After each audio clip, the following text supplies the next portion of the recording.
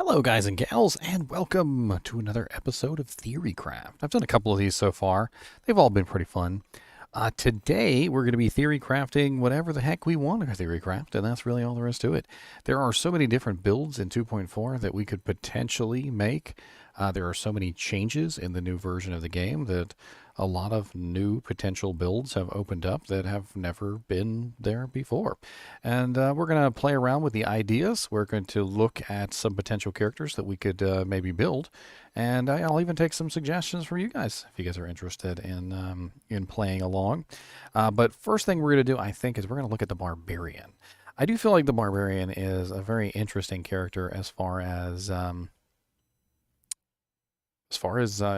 he goes. I mean, he's just a very interesting character. The changes to the Barbarian have been pretty massive lately, and we're going to do this on the public test realm. Unfortunately, we cannot log in on public test realm, but we can play offline. So if we try to connect to public test realm, of course, public test realm is down. But we can do offline characters on public test realm, and we can play around with the abilities, and we can look and see what the hell's going on. You know, we can have some fun with it. Let me make sure I've got all my windows open here. YouTube, Twitch. Emotional damage. Emotional damage. Emotional damage. I think my bitrate might be set a little bit too high. Yeah, it is. It doesn't need to be at 10,000. It's way too high for a 1080p connection. All right. So the first thing I want to do is I kind of want to just look at the Barbarian tree, and I want to play around with ideas. So we're going to go ahead and reset the Barbarian. Bam. So one of the things that they changed right off the bat is the Grimoire, which was really interesting. So the Grimoire gets that nice 5% damage bonus, which is kind of a lot when you add it up. So it ends up being 120% maxed out. 120% enemy damage taken, which is pretty darn cool. I'm kind of curious as to whether this will break immunities. So I want to see if I can find a monster. I never tested this to see if it would break immunities. So that's what we're going to do. We're going to go test and see if it can break immunities real quick. That is one thing I forgot to do. With my dual gull daggers. My gull bone knives. There may or may not be a gull dagger video in the works. There may or may not, boys. There may or may not. So Ghosts and Arcane Sanctuary are always physically immune. So at least we've got that. So let's go over to Arcane Sanctuary. We'll play around with the idea of breaking the physical immunities. I just want to get an idea. It's locked. So here we go. We've already got some physical immunes. Let's go ahead and grab an ability so we can actually kill them.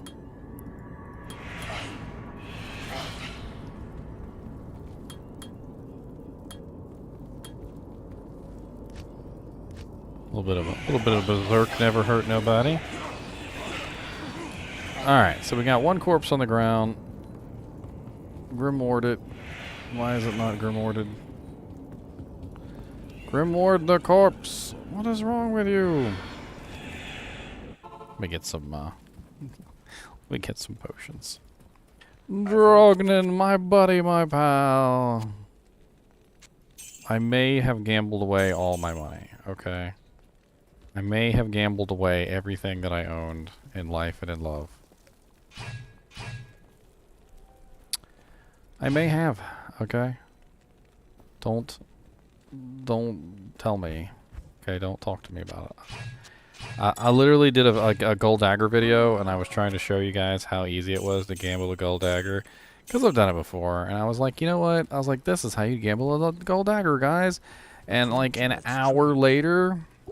yeah, it never happened. Like an hour later, I gambled away like 3 full stashes of gold, and it never happened. And I was like, huh. Well, guess I am the most unlucky person in the existence of time, space, and all reality. And all reality. Worry not, my boys. Worry not. Of course, I forgot, frickin' frackin'. I forgot IK set has the freezes target on it. I need to take IK set off for something different. Something more physical damage. Let's do the ethereal bone snap maul with a Zod and it upgraded to an ogre maul. That'll certainly work. It was for the Gull Dagger video. You know, it might be good to put some points into vitality. Alright, can we break immunities with this? That's the question. The answer is yes. So the Spectre, that is normally immune to physical, does in fact break immunities when in contact with the with the totem. So here's one of the totem monsters right now. See, he's immune to physical. And let's see if I can. There's no corpses over here to use. Oh, there you go. They already got hit by that one up there. So it's so they are in fact no longer immune to physical while under the effect of the fear. I wonder if it's the fear itself that dictates whether or not they're no longer immune to physical, or if it's the proximity to the totem. Let's pay attention. Let's pay attention, shall we? Come here, Mr. Ghoulord.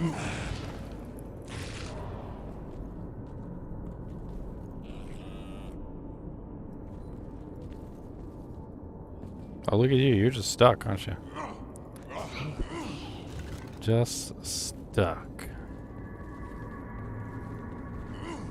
I'm kind of curious as if they run out of the fear effect. If they run out of the effect and then they're no longer feared. I was kind of curious whether the physical immunity comes back. It seems like as soon as they are no longer feared, the physical immunity comes back. So interesting. Alright, so one thing tested. You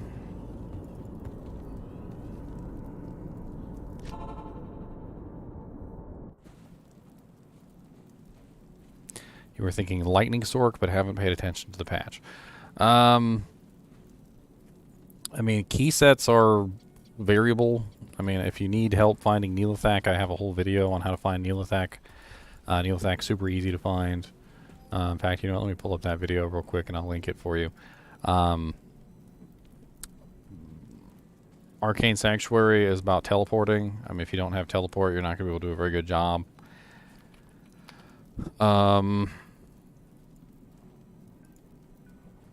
Countess is particularly easy to farm. She's not that bad. And quite honestly, killing the monsters on the way to the Countess is actually pretty good for runes. Why am I streaming at 60 FPS? That is not the FPS I want to stream in. And it's stuck on 60 FPS.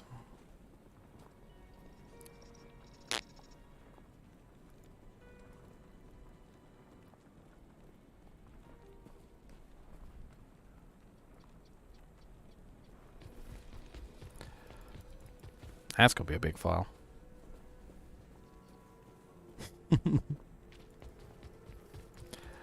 I've been messing around with my settings a lot lately and changing things here or there. They're not better for runes, there's just a lot of ghosts.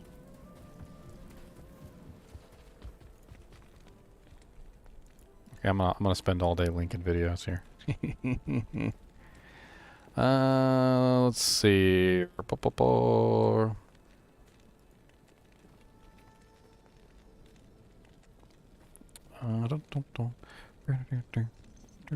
Oh god, I forgot I have literally 1,000 videos with the word rune in it. I was like, I can just search for the word rune. You cannot. You cannot. There you go. 36-minute video, literally going over why certain monsters drop runes and other monsters don't. How to up your chances of dropping runes, all sorts of things like that. I mean, if you're farming keys and you're going in the Countess zone, you can very often find some very nice runes down there. I found Ohm runes down there, Vex runes, Mal runes, all sorts of good runes down in the Countess zone. Not from the Countess herself, mind you, from the monsters on the way to the Countess. All right, more theory crafts here. So one of the things that they changed about Barbarian, which was interesting, was the minimum leap range. So let's take a look at leap and let's see what this minimum leap range is.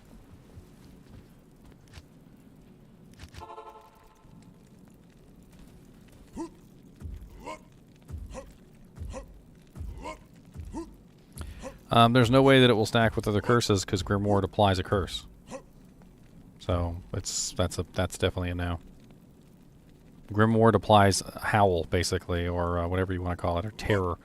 It applies the Terror curse to the target, and that would overwrite Amplify damage or any other curse.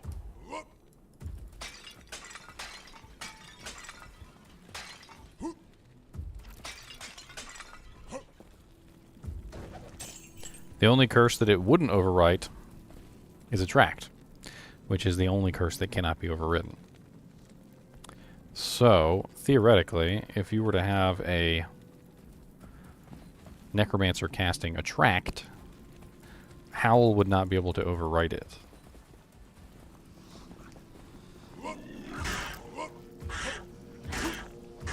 Certainly doesn't seem like there's a minimum jump distance.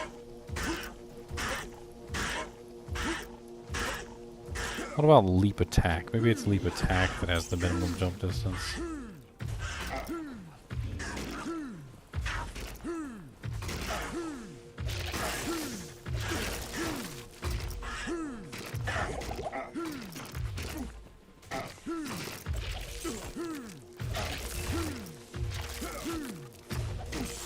Impossible.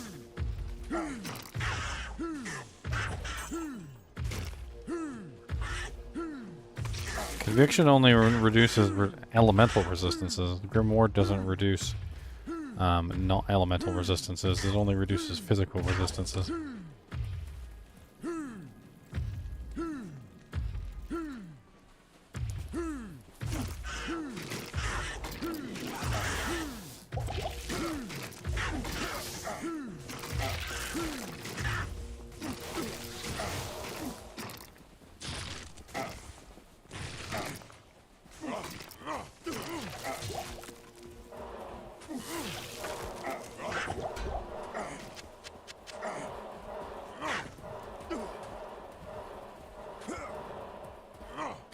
So, Terror cannot be used on bosses. Amplify damage, however, can. Which makes me kind of curious whether or not Amplify damage could potentially affect a target that is immune to Terror. So, if you guys see what's going on here, is every time they walk within range, they're getting Terror cast on them. So they literally can't even walk over without immediately being forced away. But if it's a monster that is like a champion or a, just in general a monster that is not, a garbage tier monster. The garbage tier monsters, those are the ones that get shooed away. But the big monsters, they don't get shooed away. Like, let's go play with Shank, shall we? No build yet. We're just playing around with skills, seeing how they work. Looking at kind of like the interactions with the new abilities, Grimoire, checking to see if Grimoire kills physical resistance. It actually does break physical immunity, so that's interesting. So as you can see, Eldritch is not effective. So it makes me kind of wonder whether Eldritch could take additional physical damage if he were under amp. But see, the thing is that because it's a negative resistance and it's not a I can't use this yet. what's the term? It's not like a plus damage, it's just negative resistance. Negative resistance is different. So negative resistance it can only go as low as negative 100%. You can't go any lower than 100%. So if I'm in a situation where I'm already at a very low number due to Grimoire's negative percentage, which is negative 120%, then there's really not a lot left to reduce. Theoretically, a physically immune monster would be like a 99% if broken. I'm pretty sure that Grimoire probably suffers the penalty for breaking immunes. So assuming 99%, you're talking about, what is that, 79% extra could be obtained if a monster was 99% immune, which is not normally the case. I'm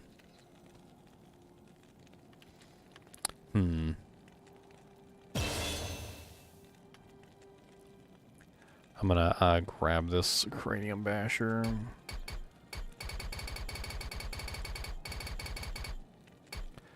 So I can get the amplified damage proc, and we'll play around with it. Playing around with stuff. Alright, I'm not going to beef up my damage because that's not what I'm trying to do here. Let's just use a low damage ability. Doesn't really matter. Let's go ahead and grab our Grimoire.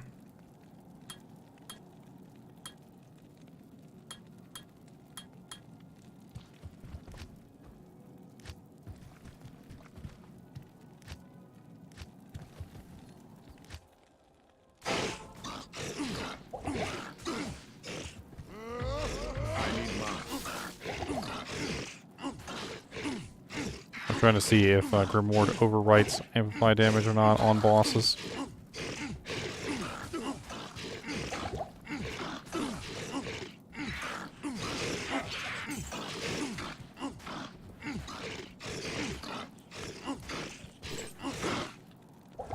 It's such a low percentage.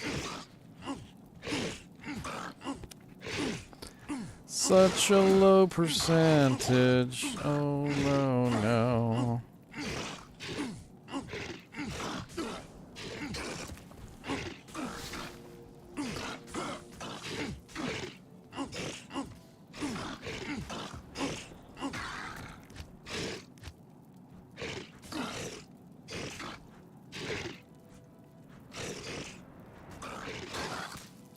I was hoping I would get at least one proc during all that, but no. Who needs procs of anything? What's up, JDN? So as you can see, anybody that has amplified damage is immediately overwritten by the terror. And I knew that was coming. What I'm trying to test is whether the bosses also get overwritten.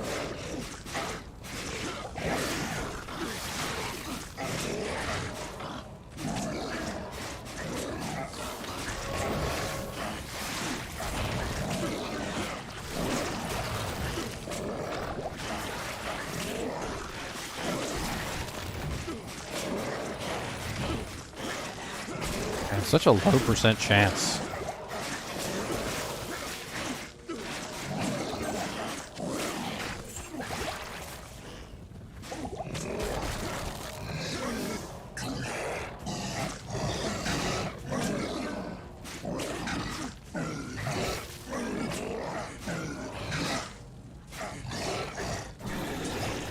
Such a low percent chance. It certainly makes it easy to fight Shank, though, doesn't it? I tell you what. Just clear out the whole pedestal in like 2 seconds.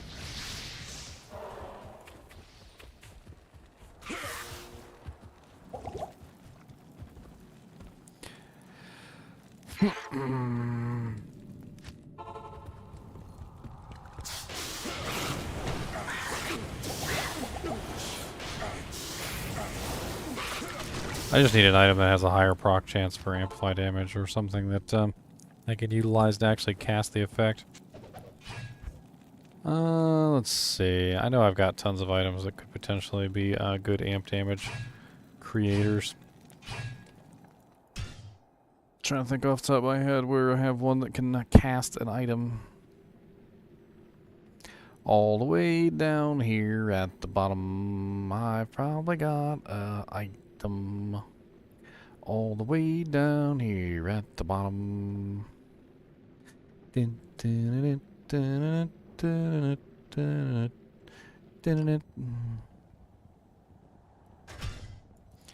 Unique maces, unique two-handed.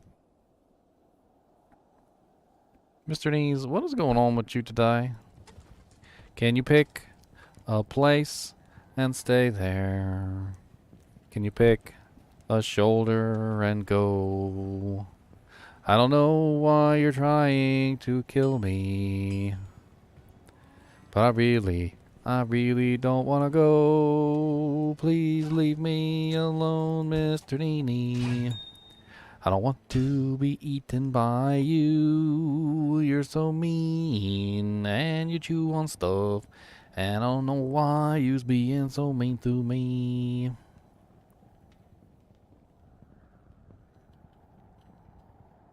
Y'all don't know what I gotta deal with on a regular basis, okay? Y'all don't know.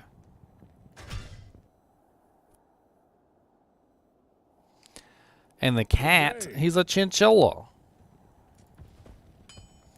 Hims is a Chinchilla. That is a Chinchilla. He's a Mr. Dang Chinchilla. He's a mean old chula. And they're gonna get bit. I'm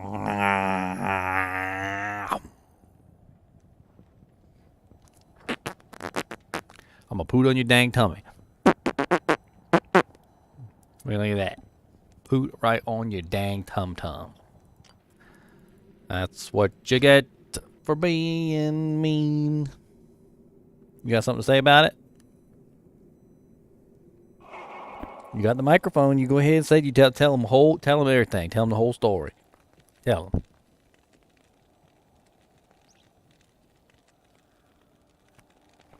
Okay then. See, you ain't say nothing. So ain't nothing to say. That's right. Beep, beep, beep.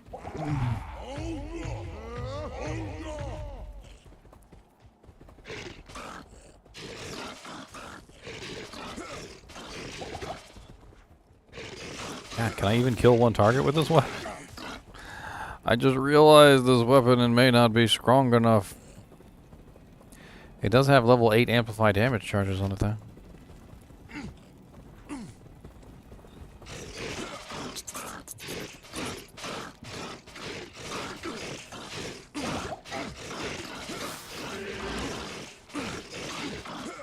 Alright, perfect. He's cursed. Grimored up. Alright, I have this amplified damage curse, so now he is amplified damaged and he is hit by the other effects. So he should be taking like negative 200% physical. Definitely did seem like he was taking a lot of damage there.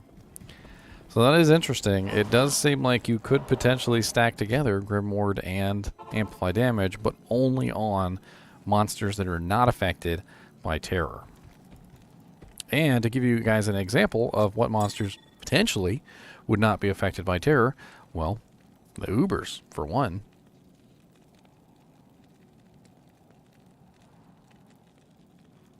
Are you talking up a storm now? Tell them.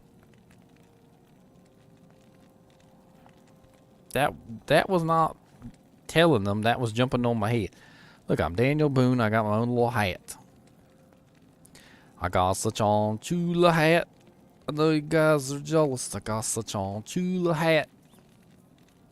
What's the matter? I like having hats. You warm. You can stay on my head.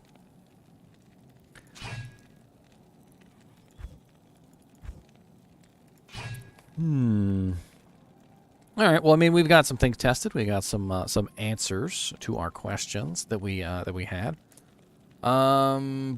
Warcry was definitely something that I was interested in. Let's take a look at Warcry real quick. So Howl, Taunt, Battle Cry,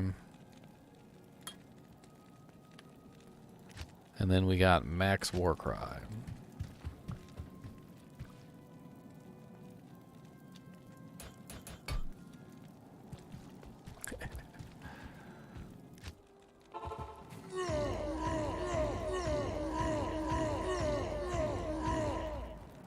Now, I do know that Warcry has faster cast rate.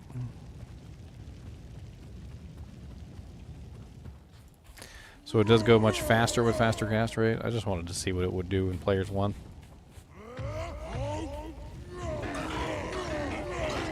Spam it, Miggins. Spam it, spam it, spam it all day. Ooh, ooh, ooh, ooh. Spam it, spam it, spam it, make it guns. Yes. Spam it, spam it, spam it all day. Very short range. Not really the best damage in the world. But the stun effect is certainly nice. No, your lightning damage is too much for my 0 HP.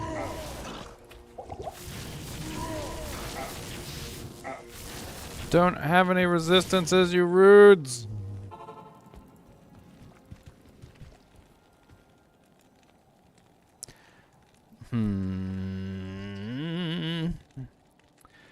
Reset. Recola. Blade Mastery is pretty darn awesome. I'm actually kind of curious if there's any kind of dagger build that could be kind of fun. Especially thinking about how fast daggers are just in general. Just like amazingly quick. You could put on 2 like super duper duper fast daggers with their really, really, really low base speed. Not sure. What else did I want to check out? What else did I want? Oh yeah, I wanted to check out Whirlwind. There was a buff that they had, kind of like a secret hidden buff to Whirlwind, and I never really kind of tested it out properly.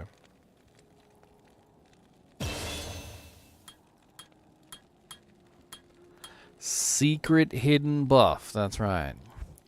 Secret hidden buff, secret hidden buff. Come on down and I'll teach you my secret hidden buff. The secret hidden buff is a secret hidden buff. Come on down to the town and I will teach you my secret hidden buff. Alright, Cranium Basher. Lots of vitality would be nice. And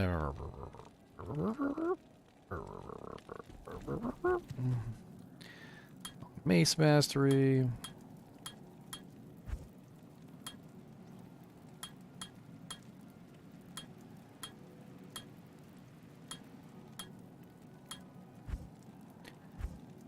I'll grab some natural defense too, why not? So what I want to test out here is how much it actually hits. So we currently have a 78% chance here. I kind of want to go somewhere a little bit better on the hit chance than that. Customize my monsters to the hit chance. Let's check out the Canyon of the Magi with this.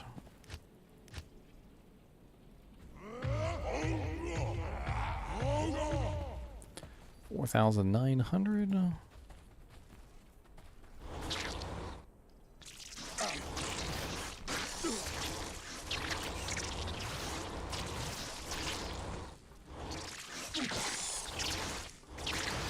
I need to up the player count on this so I can get any kind of accurate measure of what I'm doing here. Hold on.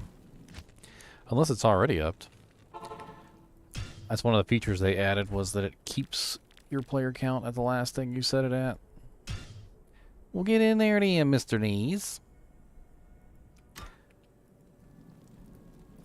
Mr. Knees said, don't tell me what to do, or I'll run at you and take a big ol' poo on top of your head. Why do you go in there and then come right back out? And why are you in my face, sir?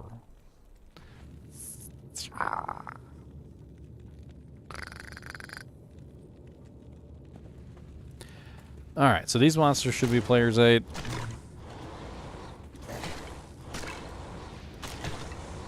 At least we can clearly tell when we're hitting, because of course they're turning blue.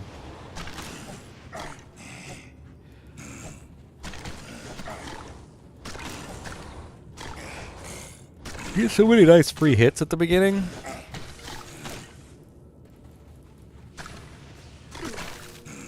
It's not even that slow of a weapon. I should have picked a slower one.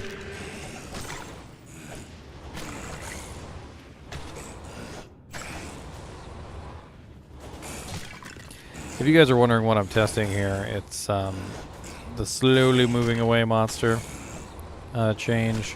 They basically made it so that if you were kind of like moving away, or the monster was moving away from you, during the time when you get attacked, there's like a pretty good chance you were going to miss. And people were talking about how Whirlwind kept missing targets, and I'm like maybe it has to do with this change that they made in 2.4. And aside from the X's that I'm getting, which are of course because I have relatively low attack rating, it does seem like I'm hitting more often than I expect. I have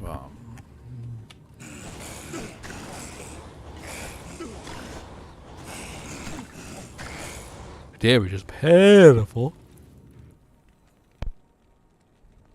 Pitiful. Pitiful.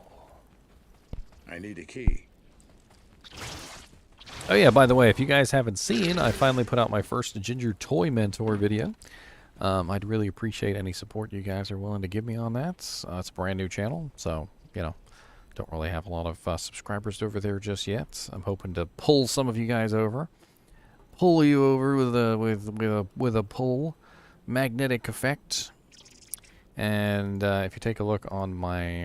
Actually, you know what? I'll just link it. How about that? It's the first video I've ever put out on that channel, so there's only one. Oh.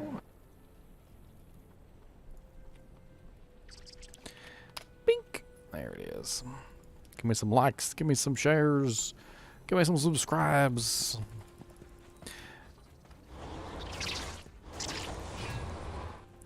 It's going to be its own separate channel, though, eventually. Not really going to have too much communication between the two at some point.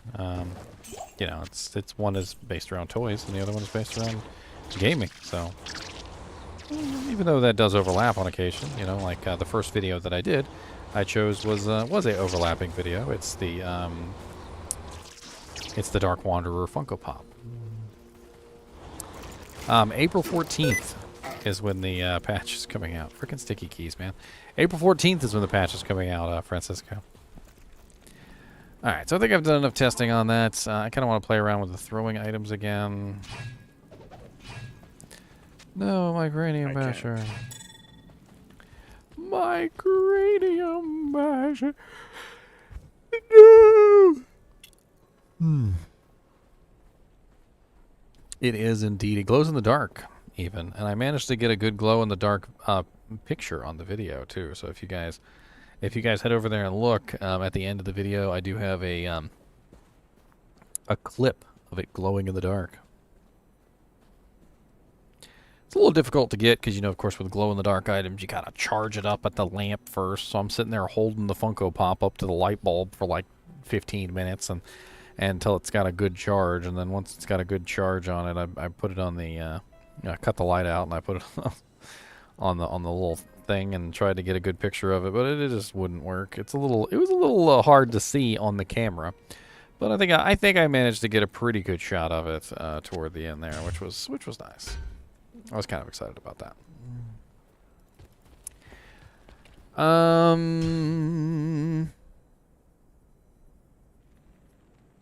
Sorceress. Let's take a look at the Sorceress.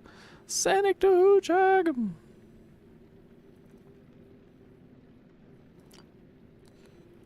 my Sorceress at? There she is.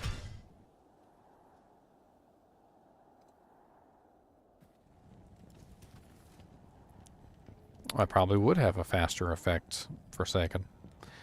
That probably would. Alright, so the Sorceress got a lot of interesting stuff going on with her trees. The Hydra's got a pretty nice change. They're basically like traps now. And if you guys haven't seen that, the Hydras can be cast super duper fast.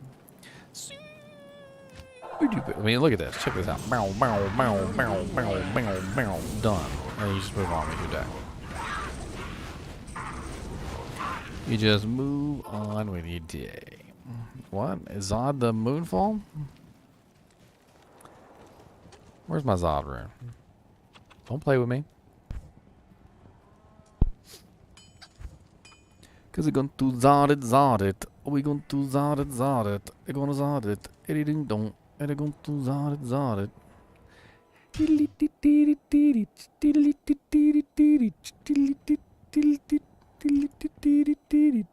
Oh, I'm doing it right now. You shouldn't have said nothing, Jonathan. You shouldn't have said nothing, Jonathan, because now it's too late. You opened a can of worms that you can't close again, because that's a can of worms that you shouldn't have opened.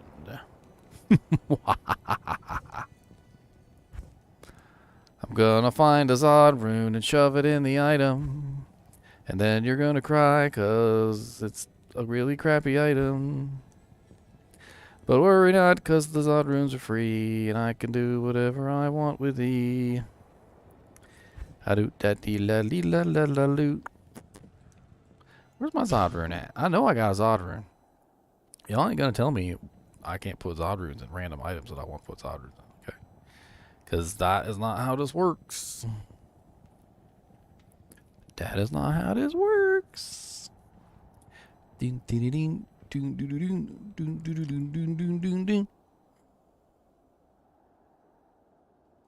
Good day. Where's my Zod? Oh, there we go. Casual Zod rune. Hold on, let me grab the rest of my Zod runes. I got a couple. Alright. Casual Zods. Casual.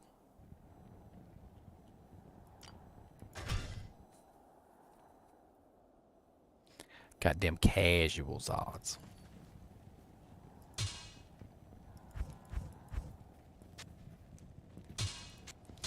There you go, boys. Zodded Moonfall Devil Star.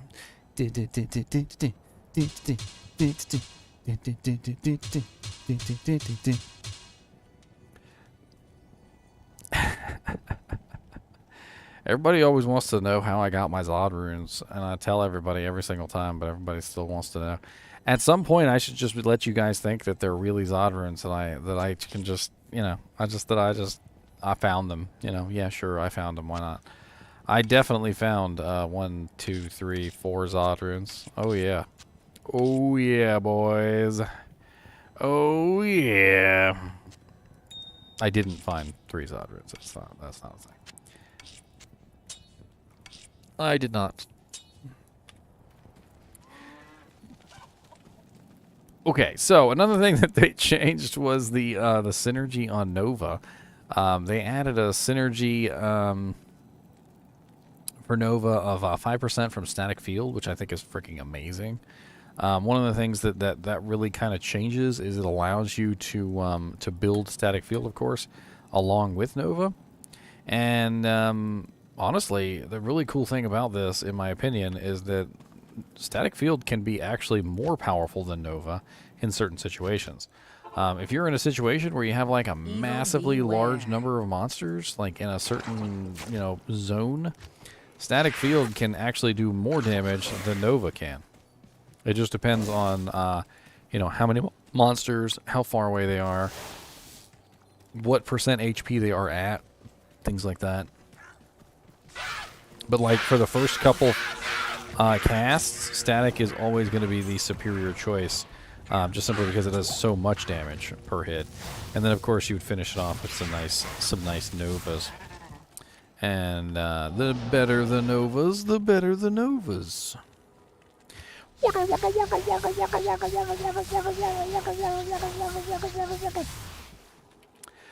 also added a synergy to Thunderstorm, which is pretty cool. So Thunderstorm got a 7% lightning damage per level from static field. So if you are building static field for Nova anyway, chances are you're probably going to run down the tree and put in points for Thunderstorm, which can be pretty powerful now. I mean, obviously it's not as powerful as, you know, like straight up lightning or something, but you know, it's like a free damage that just kind of procs whenever you want it to, right? I mean, theoretically, it does work very well with static field. I mean, if you're just like spamming static field, anything that walks near you is going to get hit by lightning and immediately die.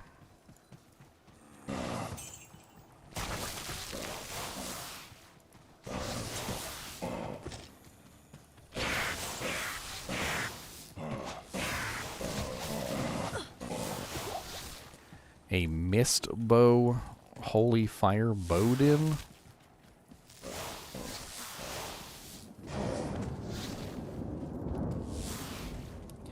Sounds like a explosive arrow Amazon with extra steps.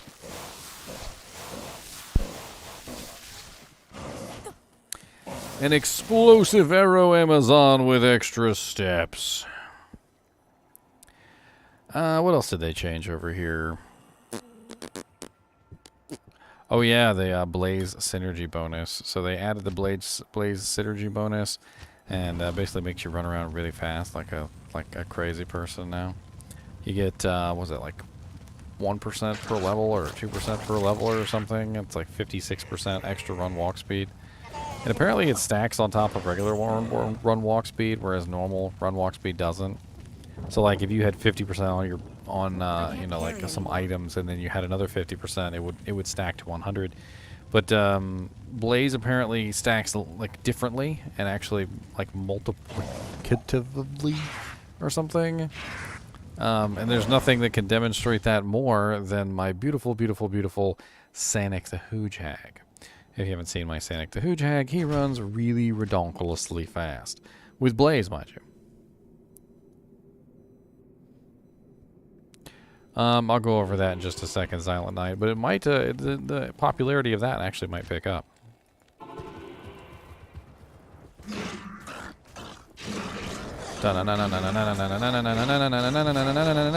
Sonic the Hooge Hag.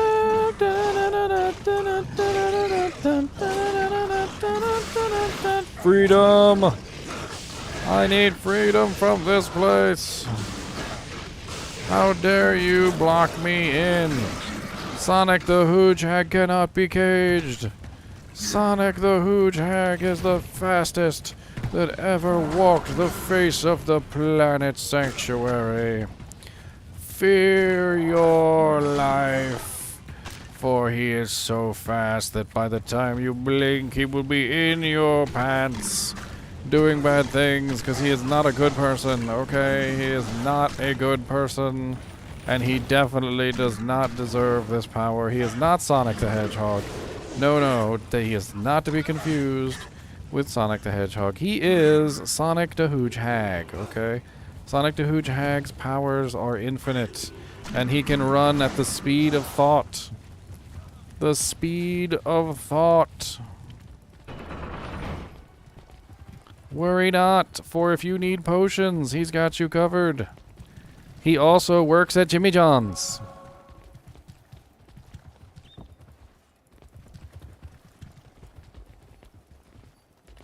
So if you haven't seen Mr. Sanic the Hooge Hag, there you go. Sanic the Hooge Hag has been demonstrated for all to see. For all to see. All right, we're going to do a little bit of character creation. I want to play around with a couple builds. I want to create some characters specifically for the purpose of testing them. So we're gonna crush out some characters here real quick, and then we're gonna play around with them, and we're gonna see what we can what kind of trouble we can get ourselves into. So the first thing I want to test out is one of my characters that is on live right now, believe it or not. He's actually a pretty cool character. He is... what's his name? My Hurricane Druid. Gilbert. Gilbert is his name. That's right, Gilbert. He is Gilbert the Hurricane Druid.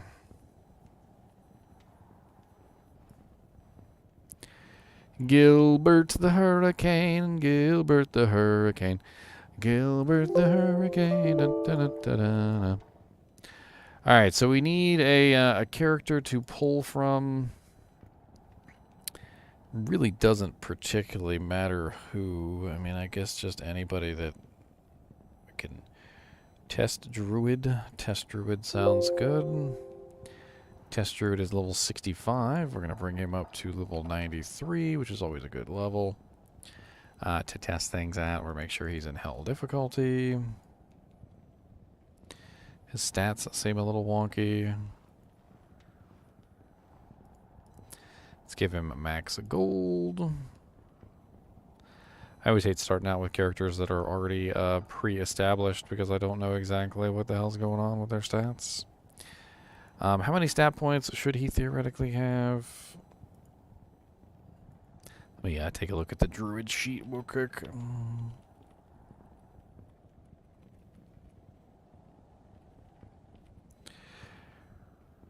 No, not D&D Druid. I need Diablo 2 Druid.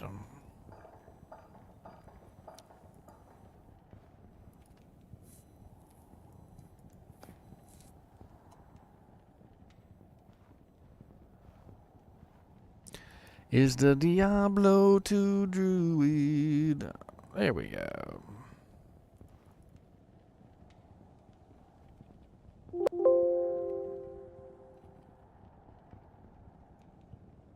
Huh. Never mind. That's not what I'm looking for at all. Fist of the Heavens Paladin could be interesting. I'm not going to lie.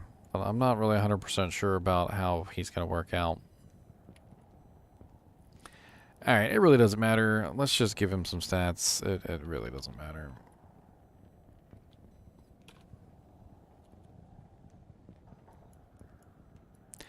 It really doesn't matter. Let's just give him some points. His health and his mana really are just there to allow me to exist.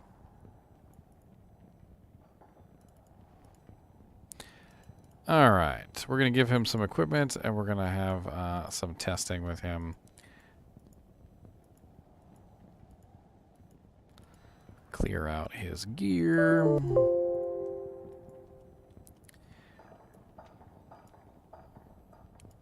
Alright, we're going to give him a torch. I've got lots and lots of items that I can give him. What we're going to do is we're going to outfit him for a Hurricane Druid build.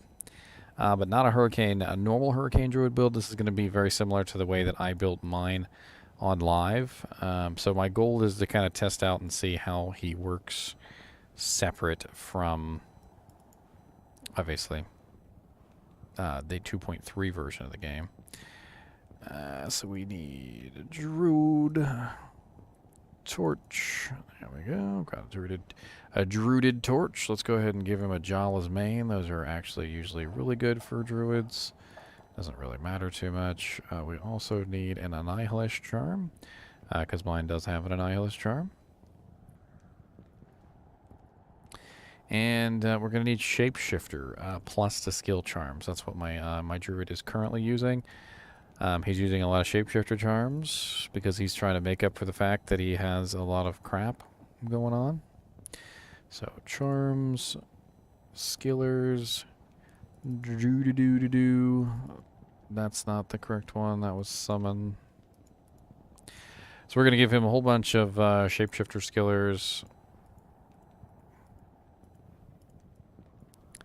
And then we're also going to give him some small charms too, because we want him to be relatively well equipped here. Let's just give him some 320/20s. That sounds good. Alright, then we're going to give him the Windhammer Ogre Ball. That's his main weapon, the one he uses right now.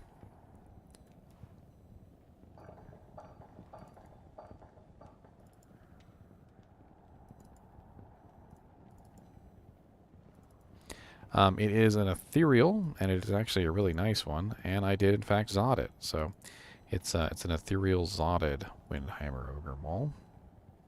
So we're going to go ahead and import a Zod rune, and we're going to Zod that bad boy up.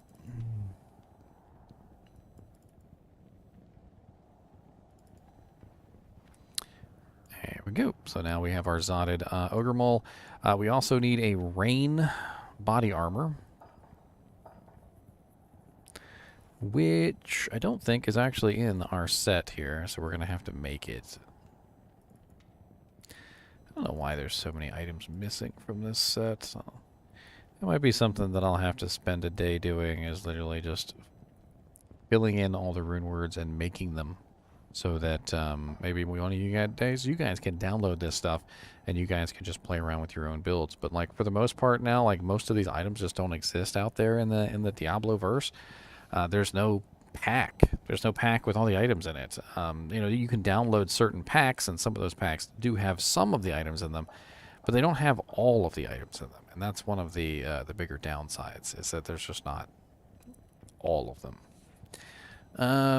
So to make ourselves a a rain body armor, what we're going to have to do is we're going to have to pull in a, was that 3-socket? I believe rain is 3 sockets, right?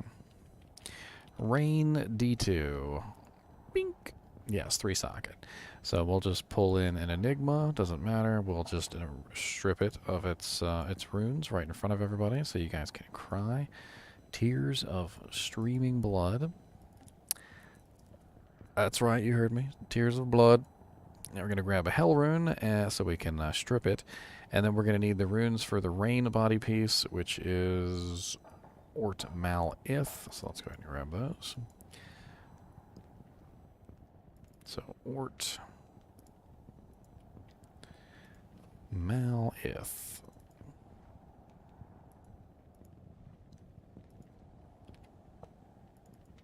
That was Ist, not Ith.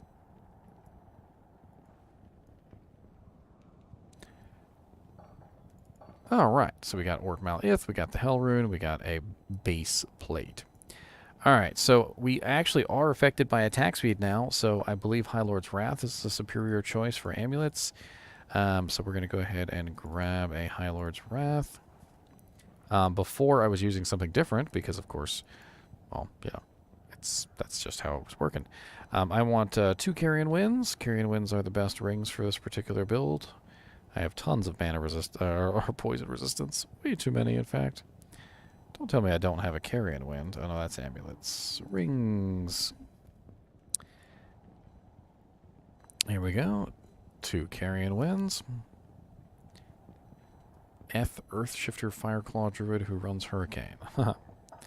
Alright, so we need, on our other hand set, the 2 items which I use for my secondary set, because I want to build this character as close to I have on live so I can really get a good idea of how he's going to be running. This one is going to be the Mace's Elite, and it's going to be the Stormlash. Wait. Horizon, no, not Horizon's turn. It's Stormlash, right?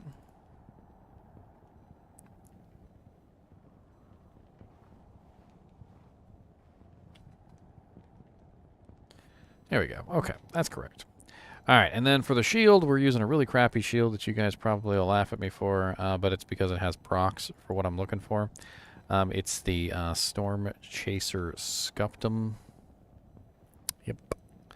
And I planned on putting an rune in it or something to beef up my something. I can't even remember. Boots, I'm pretty sure I was just using something like Gore Riders. Doesn't really matter all that much. And gloves, I actually have some interesting choices for gloves now because, of course, I can actually be affected by increased attack speed, which is certainly nice. So I could potentially use, I don't know, let's go with Lava Gouts for right now for the enchant, because I do need the extra attack rating. And the belt, I'm pretty sure I'm just using something for Cannot Be Frozen, I'm pretty sure, because I don't have Cannot Be Frozen on any of my items. So I'm pretty sure I was using the set Tranquil's belt, if I remember correctly, just so I had Cannot Be Frozen in my build. And that should pretty much do it for the most part. Got a bunch of random crap in my stash. I might need a Shale Rune for the Horizons, or the Stormlash. Yeah, I think I need a Shale Rune for the Stormlash.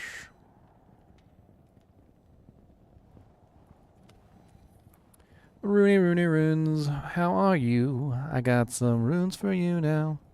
That was not the rune that I wanted. I'm going to get another. Let's go ahead and throw an rune in here too. Alright, so he's pretty much done. Let's swap him over and And we're going to play around with him and see what the hell he can do. So I need to exit out of here first because the save files don't actually transfer properly unless you exit. Then I have to go and copy the save files over through the computer to the right directories. So the PTR has its own directory now. So you have to actually copy it directly to the PTR directory.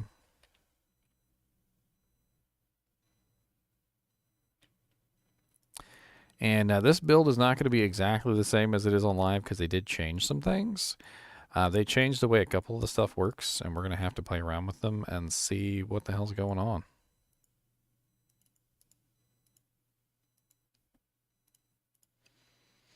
All right, so we're going to boot PTR back up, and he should be in there now, and we can play around with our Hurricane Werewolf. Although, I'm considering not Hurricane Werewolf. So there's no logical reason why I specifically need to be a werewolf. I could also be a druid.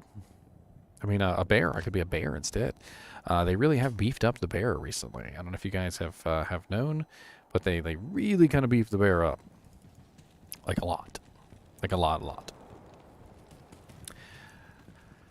All right, if you guys are squeamish, do turn your eyes, because I am going to rip the runes out of this enigma.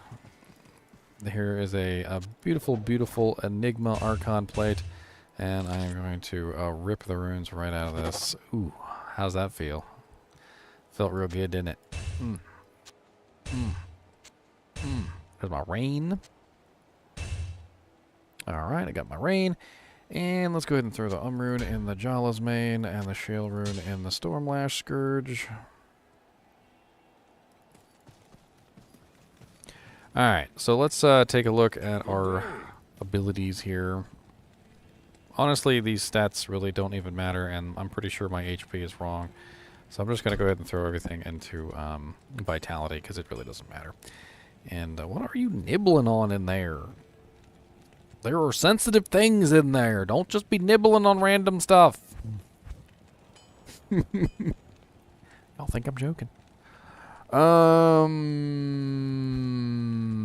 Okay, so I have to get at least 1 point into werewolf right off the bat. Okay, that's guaranteed. I want to put at least 1 point into lycanthropy right off the bat. So that's 2 points that can't be avoided. I also have to build all the way down to hurricane, so that's also unavoidable. And I have to decide whether I want to do a bear. Or do I want to do wolf? A bear or wolf? A wolf or bear? A bird, a wolf, a wolf, a bird, a bird, a wolf, a wolf, a bird, a bird, wolf. Alright, let's just keep it the same for right now, and we'll test out the bear later. Alright, so first thing we're going to do is going to go down to Fury. That's going to be our main attack skill, is Fury. And we still have 103 points left, or 105 points left. So we got plenty. One of the things that I was really looking forward to is the synergy bonus for Twister. So Twister got this 20% duration bonus from Arctic Blast, which I really don't want to build Arctic Blast, don't get me wrong. But 20% duration bonus on the stun is like massive, and it goes from 0.4 seconds to a pretty crazy amount of damage. But let's go ahead and beef up Tornado and Hurricane first. And then we'll also beef up Cyclone Armor and Twister. So we've got a total of 29 points left, which means we can theoretically throw 20 points into Arctic Blast and still have 10 points left over for something else. I would like 1 point in Ravens just for the blinding effect, and probably just the rest of the points into Oak Sage, most likely.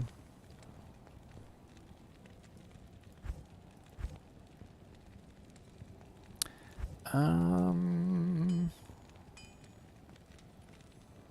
could also beef out Fury for the attack rating.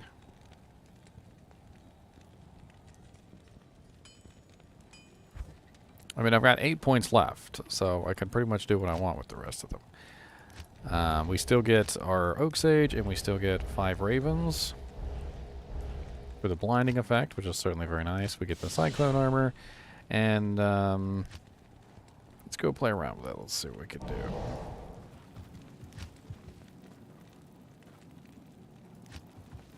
So if you guys are unaware of how this build works, it's really simple.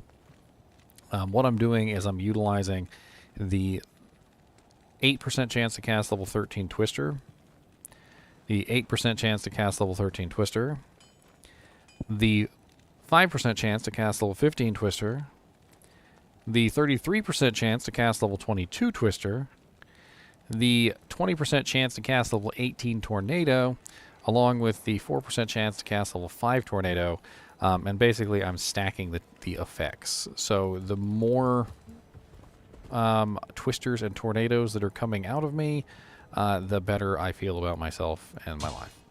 That's pretty much it.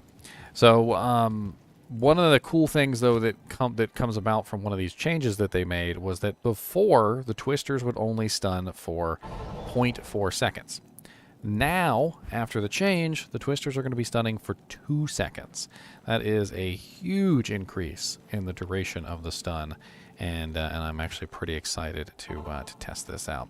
So I can cast my Hurricane now, which I could not do before, so I can cast my Hurricane while in this form.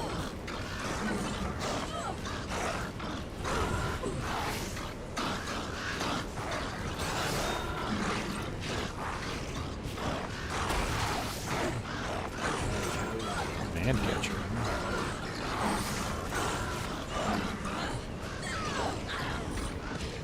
Alright, so that was the Windhammer.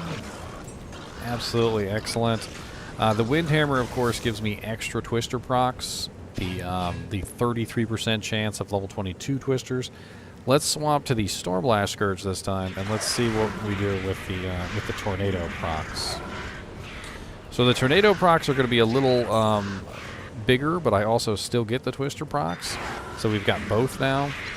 We also get the Static Field proc that's on the 15% Static Field proc, which is a lot.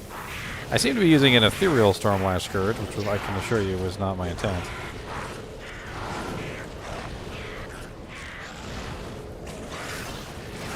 Didn't realize I had picked the Ethereal version.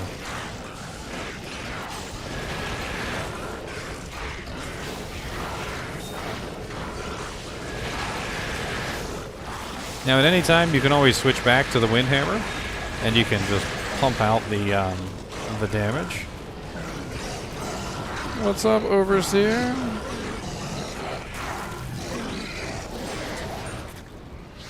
This is Players 8, by the way.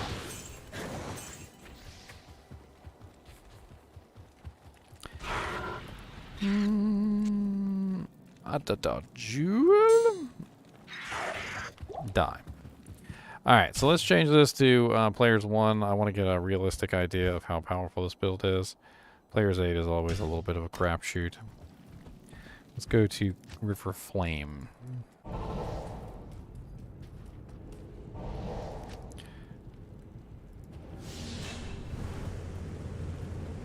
I don't have a Merc, by the way. I totally forgot to get myself a Merc.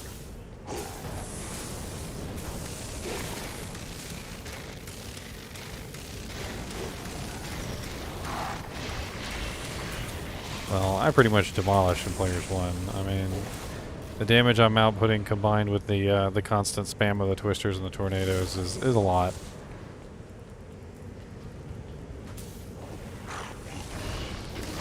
I don't even think I need to test any further in Players 1. Let's test Players 3. Players 3 is a little bit more common.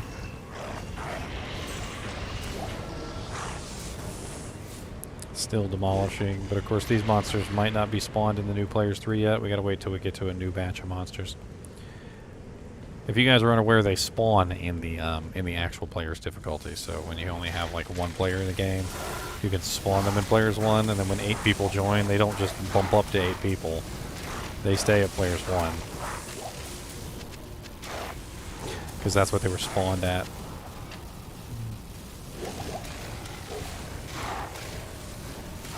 There you go. I'm pretty sure these guys are Players 3. A little bit more difficult to kill than the ones out there.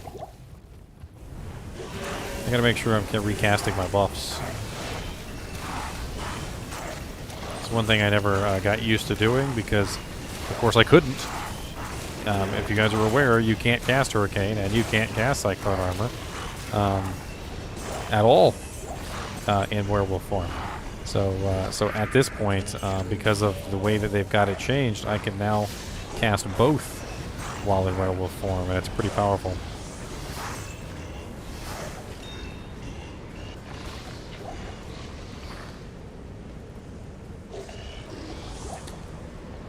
I'm certainly no slouch on damage. Crowd control is amazing. Definitely having a lot of fun with a lot of this. This one could go a lot better though if I had a good mercenary.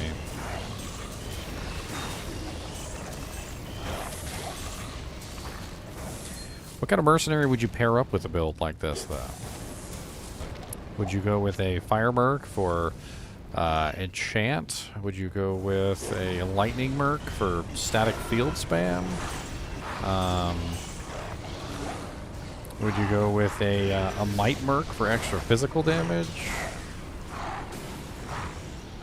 Or should I go with maybe like a bow girl for reason effects to like really stack on the crowd control? I mean, if you think about it, I'm already crowd controlling the crap out of everything with my stuns, right?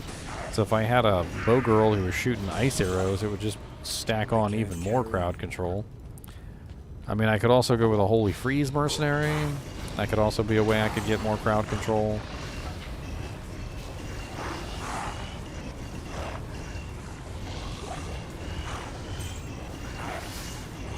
Could have sworn Mr. NiNi dropped something on me.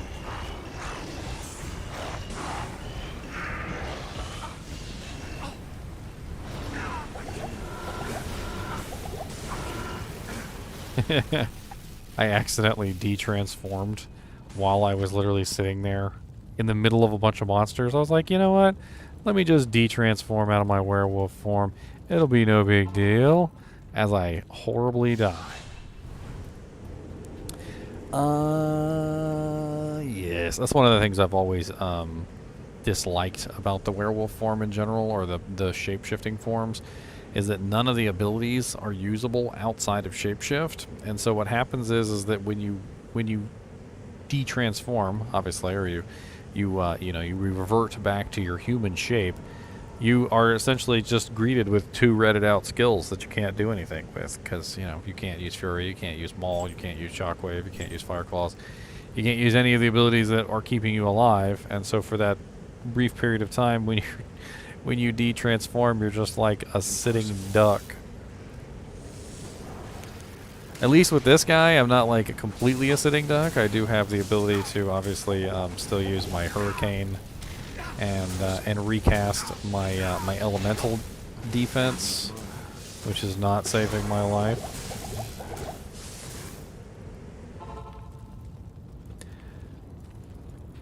What do you need?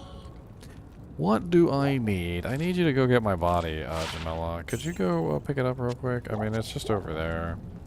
Over there, over there, over there. Does he have a mercenary? Let's see what he's got. He does not have a mercenary. We could always do a frenzy merc. I don't think a frenzy merc would be really that great with this build, but it certainly wouldn't be terrible. I mean, you could use two swords. You could have some other, like, maybe like a sanctuary on there. A Zero Wrath or something for some knockback effect. I mean, you could really lay in the crowd control. I mean, I've already got tons of crowd control spam going on, right? So I'm already spamming all these crowd control abilities. I've got stuns out the wing wang going out. I've got I've got all these beautiful stuns, and they're just spamming stuns. And stacking on more crowd control could certainly be interesting. Of course, there is such a thing as overkill. Do I really need all the extra crowd control?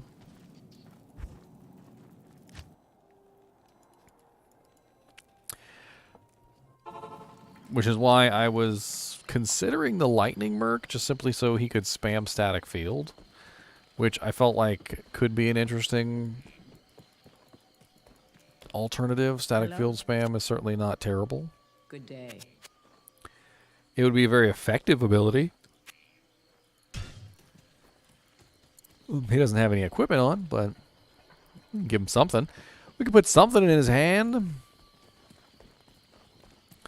What do we got? What do we got? Probably nothing for him. Oh, we got an enigma. You want an enigma, sir? Dang, look at that, buddy. You got a whole, and here's a storm shield. There you go. An enigma, a storm shield. What else do we got for you? You need a sword, don't you? You can't use a spectral shard. How dare you not be able to use a spectral shard? It's like the perfect weapon for him, too. Here's an ethereal crown of thieves that I just did a video on. Upgraded to a corona. I got no sword for you, buddy. I'm sorry. Now come over here and kill these monsters for me.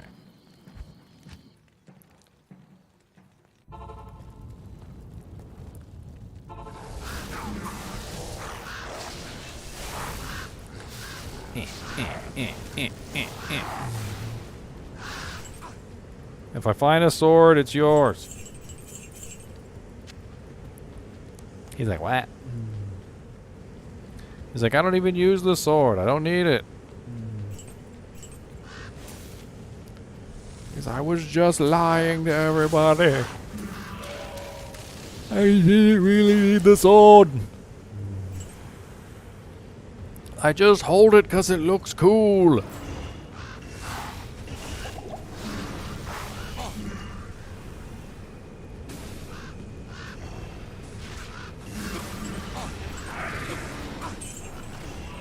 Haha. Never gonna give you up. Never gonna let you down. Never gonna turn around and desert you. Never gonna kick your butt with my venom loads. Going through lots of twisters in your direction. Look at all them stunts. Look at all them stuns. The monsters can't even fight back. It's alright, cause I don't even care. I just want to show you my twisters. Never gonna twist you up. Never gonna put you down. And a shaker and a frown at you. Never gonna swipe you dead. Never gonna make you cry. Just gonna throw some twisters at your eye. What's up, Grand Visor of Peepaw? Grand Visor of the Peepaw. Are you on the other side of the wall, Grand Visor of Chaos? That is not cool, okay? That is not cool. That is very not cool, okay? Come over here. Come over here. Yeah, your friend came over here. What about you? What's up, Grand Visor of Peepaw? That's right. Give me a jank. I'm running away. Let me go grab my merc. He sacrificed his life for the noble cause of keeping me alive. What more could anyone ask for of their dutiful mercs?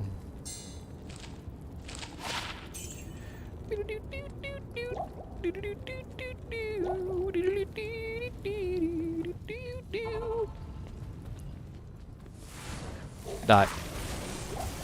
So the Windhammer Ogre Maul definitely hits a lot harder. And of course, anytime I'm with a bunch of lightning immunes, the Storm Lash doesn't do very well because it relies very heavily on the static procs. It's also not as fast as the Windhammer, I'm noticing. Windhammer is just way faster in general. Just way, way faster. Of course, that's because werewolves get a two-handed weapon attack speed bonus, which makes sense. I mean, that's probably why Windhammer is doing so much better than the Storm Lash.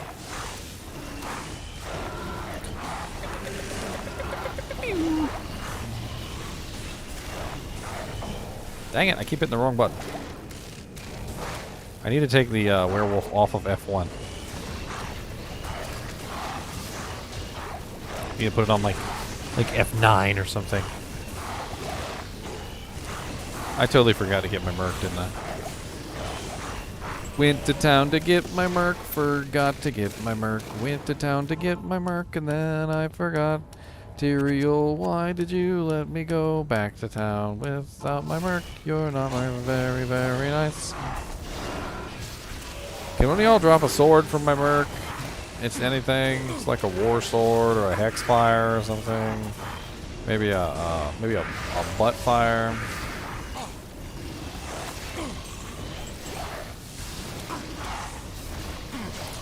I love how the twisters just hit everything. There'd be like a freaking mage like way in the back, and he's over there with like the little stun effect on top of his head, because even he's getting hit by the twisters and he can't stop it. He's just over there like.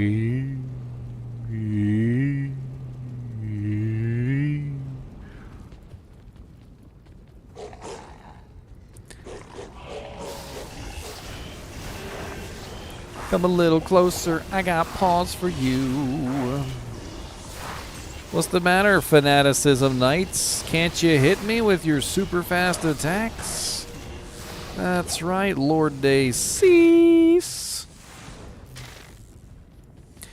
Alright, we'll kill Diablo real quick, and then I'm going to switch over to Bear next. We're going to play around with the Bear.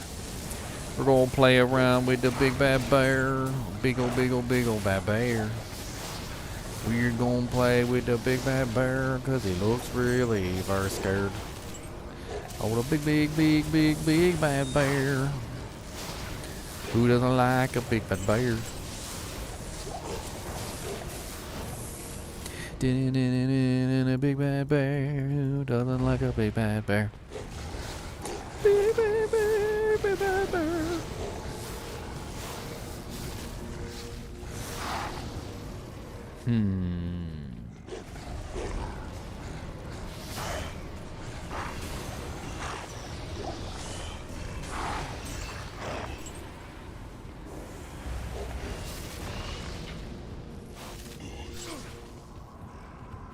What's up, infector of Boo Peepaw?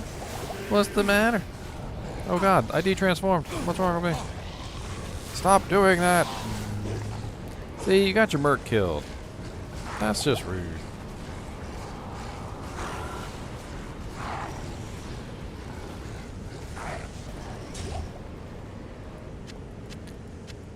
Not bad. Got my merc killed, but not bad.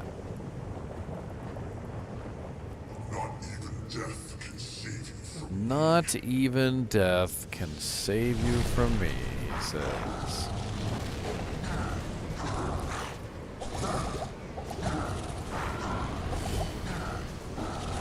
Man, how's he doing so much damage? It's got to be physical, because I'm completely protected from the elemental.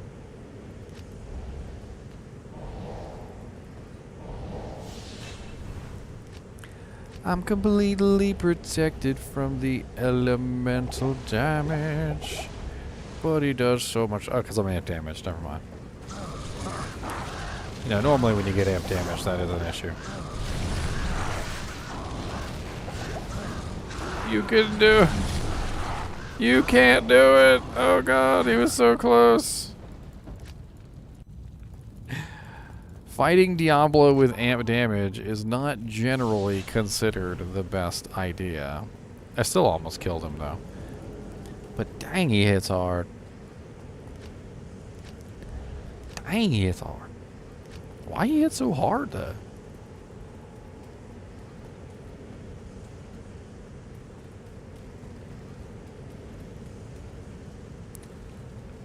Players 3 with amp damage. Diablo hits hard. I don't have any physical damage reduction either, so that's probably a pretty good reason why. I probably should swap out, for instance, the Storm Chaser Sceptum for the Storm Shield, most likely, if I wanted to build that. A Cham Rune in the helmet might be a good idea, so that I can actually utilize a better damage reduction belt than, of course, the one that I'm using, which is pretty crappy. Not to say that Trang's belt is a absolutely awful belt, because it does have Canopy Frozen and some other nice things. But it is an awful belt because it doesn't give me the effects that I really need, which is part of the issue. See, it's not the elemental damage that he's dishing out to me, because I could pretty much take whatever elemental damage he dishes out. I could stand in his fire, for the most part, and take relatively no damage. It was the physical damage that he was killing me with. Physical, physical, physical, physical, physical, physical, physical, physical. What do you need? What do I need, Jamela? What do I need? Do you know? Do you know the answer to life, love, and everything? Do you know the answer, Jamela? Because I need to know the answer. And if you know the answer, then we will share. And get stronger through the sharing. Alright. Alright, so let's go ahead and reset this boy. Put our stat points back in. I don't even know. Let's throw some dex in there too, just so we have some attack rating. That is definitely the wrong number of stats, by the way. I was just too lazy to balance it out properly. Alright, so we are going to still put in our 2020, and we're going to put in our lycanthropy. Then we're going to put in bear this time. And I might as well grab shockwave while we're at it, because shockwave is pretty beast. It's pretty beast. We're definitely going to grab our oak sage. Oh, we got 9 points left. What do we want to put that in? Maul, or do we want to put it in shockwave for stuns? I mean, we already have a lot of stuns, so shockwave is kind of redundant. Like, it's just extra stuns on top of more stuns that we have. So, like, let's go with Maul instead.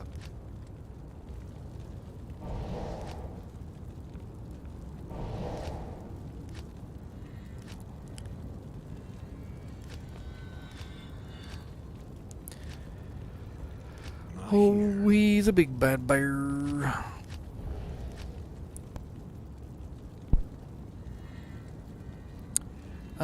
Shockwave on the right click, that sounds good. Did I already kill Shank? Care. Oh, I'm coming for you, boys. Oh, you're already dead. Never mind. Okay. Retake. Don't, cut. Halls of Pain. Oh, boom. A little bit slower. No less twister spams, though. I certainly love the I can't be uninterrupted thing, though.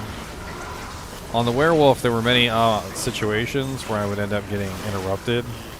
And during those moments when I got interrupted, things would sometimes go poorly. I'm not getting interrupted anymore, which is cute.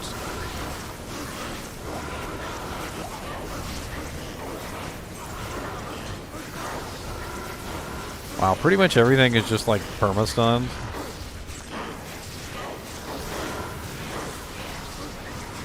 There's a lot of stun going on here.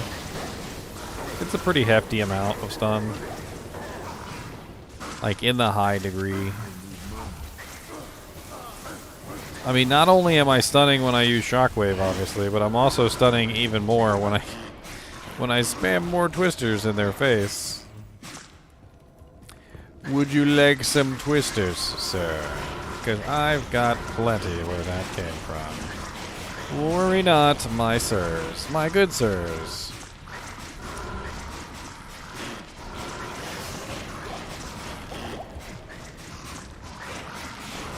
Champions. God, it just feels so good to be uninterruptible. Like, completely and utterly uninterruptible. Like, I can just go in there.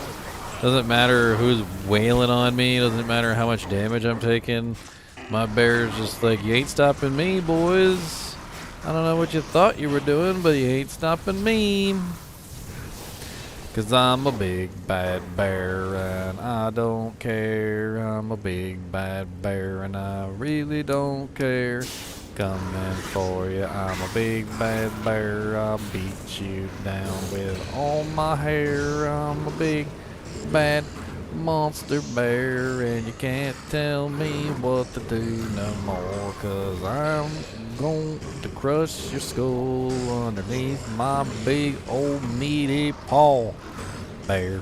A big, big, big, big, big bad bear. He's a big old, big old, big old bad bear. It's a big, big, a big, a big, a big bad bear. Gonna get you with a big, big, big bag of hair. What's up, my buddies?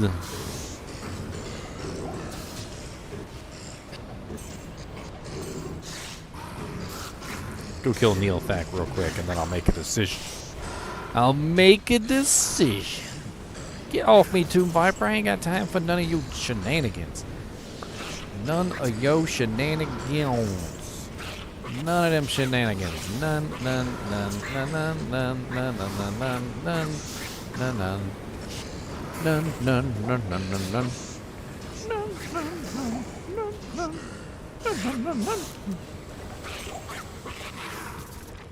And you know what's a really cool thing about a bear? And this is the reason why I picked Neilthak. You guys are going to laugh at me. The reason why I picked Neilthak is because one of the things that you want to do with Neilthak is not kill any of his minions. So unless you've got prevent monster heal, slain monsters rest in peace, you know, like some form of corpse explosion or ability to destroy bodies, you generally don't want to make bodies when you're fighting Neilthak because, of course, it just makes things more painful. So what we're going to do instead is we're going to use our bearliness to just walk in there, and since they can't interrupt us anymore, we're just going to use our bearliness to kill Neilthak.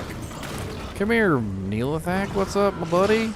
You can't stop me from killing you, and that's okay, because I got to go. Is that a freaking rib cracker? Did I find a rib cracker, boys? Oh, that's not a rib cracker. That's a dual leech +2 sorceress staff. I did find a serpent lord, though. Don't y'all judge me. Look, I am a bear, and I don't know what y'all guys think y'all doing, but y'all are not getting the better of me, alright? Let's take some of these shockwaves. Let's shove them in your butthole. What do you think of that? A couple of these, a little bit of this, a little bit of that, a little bit of here, a little bit over there. Let's try out the Storm Lash. There we go. Storm Lash time. Little bit slower, but it still really hurts.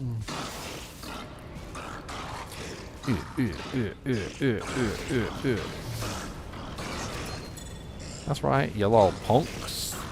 You little punks killed Neilthak and laughed at you. Laughed at you.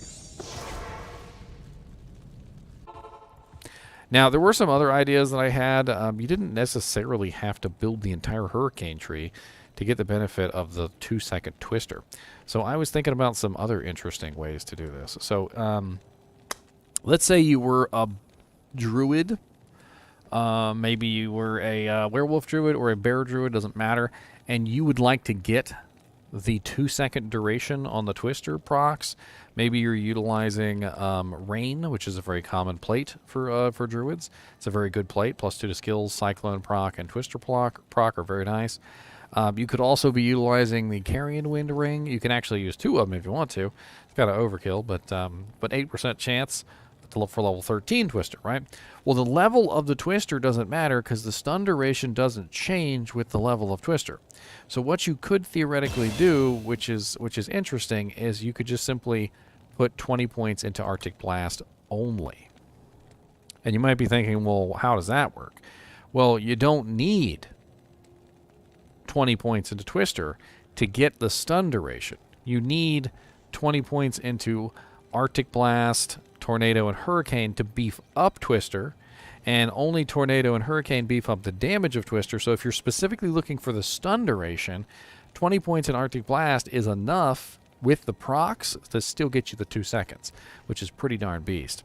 And then you could build your character some other way. Like you could, I don't know, like maybe go just pure werebear, massive tankiness or something. And then maybe you could just beef up your Oak Sage to max, and then get like a health creeper or something. I don't know. Yeah, one of these guys, a little health creeper.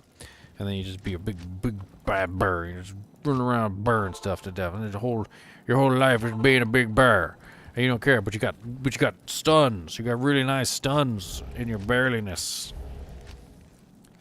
The best of bear stuns. And that's it. You're just a bear. But you got more stuns. Extra stunny bear. This is a bad waypoint. I need a different waypoint. Glacial Trail. No, that's the wrong one. Where's my mall? Yeah. Oh, that's right. I forgot to put points in.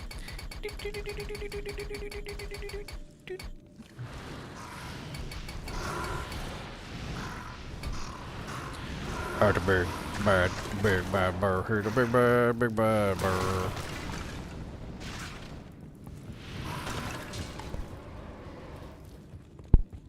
As you can see, I still have the Twister procs.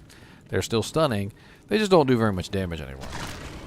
Without the synergies, the Twister procs are not going to do very much damage. But they still could be extremely effective as far as stunning targets, keeping them locked. Especially if you were a werewolf that doesn't have any stuns. The bear, of course, has a stun, and if you're a bear, you usually end up using Shockwave at some point. It's just a really good ability, and Shockwave is kind of hard to ignore. I mean, 23.2 seconds on the stun length is kind of nuts.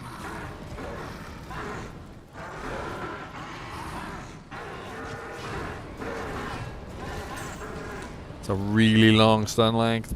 But I suppose if you were the werewolf instead,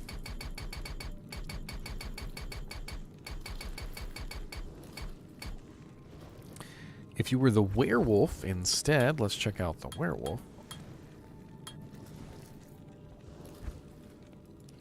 Let's go ahead and put our 20 points into Arctic Blast. Let's beef up our werewolf to max. And you know what? Let's beef up our lycanthropy to max. Why not? We are beefcaking stuff today, and beef up our oak sage. And how many? We still got points left. That's a lot of points left. I guess we could beef up feral rage. Why not? We're gonna be a fury feral rage werewolf.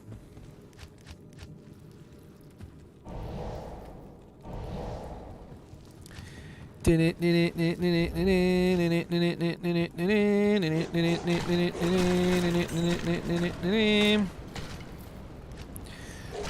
it's a feral rage, gonna build it up, and then we're gonna hit you in the face with the fury.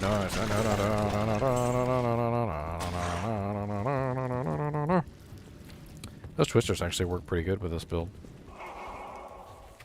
Kind of impressed. And having the fury buff, or the feral rage buff, certainly isn't terrible.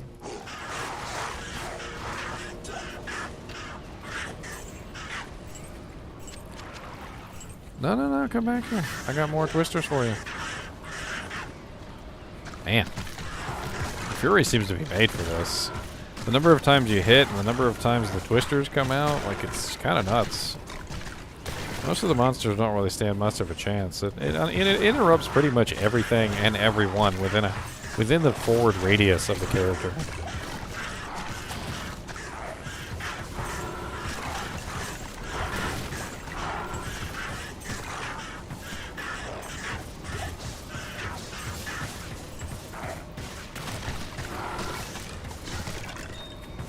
So we have a request for a Fireclaw Druid. Fireclaw Werewolf or Fireclaw Bear? Fireclaw Werewolf or Fireclaw Bear? I gotta say it like that. It's the law. Bear. So there's a couple interesting ways you can do the new Fireclaw Druid, which is it's interesting. Let's play around with it.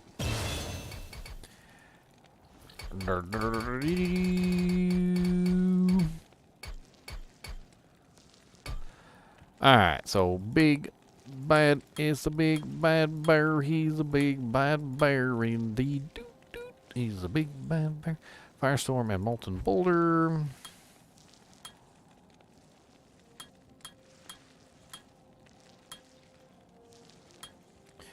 And Not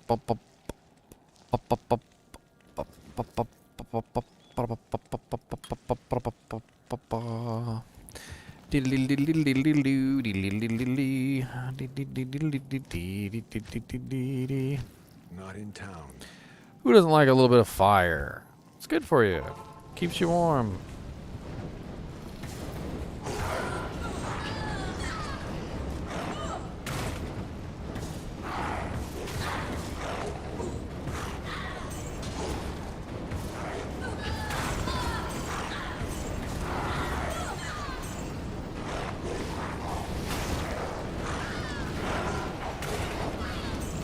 Armageddon, come on down. We got Armageddon and it's fun in town.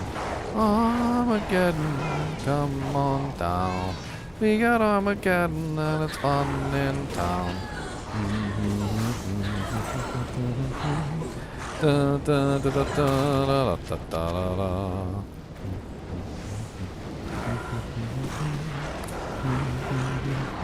I don't care that you're immune to fire, 'cause I got lots of physical too. What's up, Mr. Physical Immune Bloodlords? You guys are not immune to fire, so you are poo-poo. That's nice. I like it. It's interesting. Damage is there. I suppose the damage is there. That's really what matters, right? Get off me, sucker.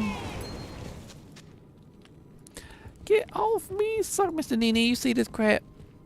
Mr. NiNi, do you have any words about the Druid? I heard that the Druid tried to recruit you to his team. Said something about that you were going to be thieves in his army. Is that true?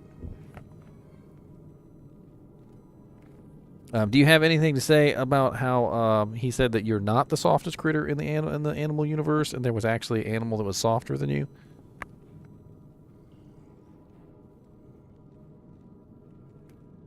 Do you have any words to Kyle for he's always bragging about his sugar gliders? He says that sugar gliders are better than chinchillas. Do you have any words on that?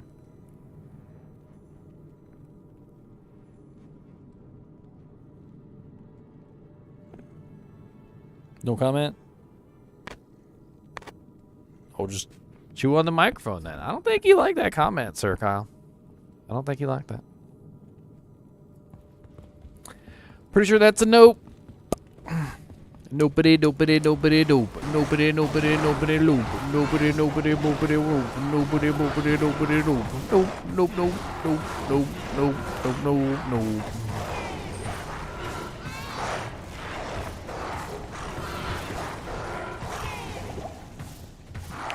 Y'all quit it. I don't really want to play with you. Y'all quit it. Quit it. Quit it. Quit it. Quit it. Quit it.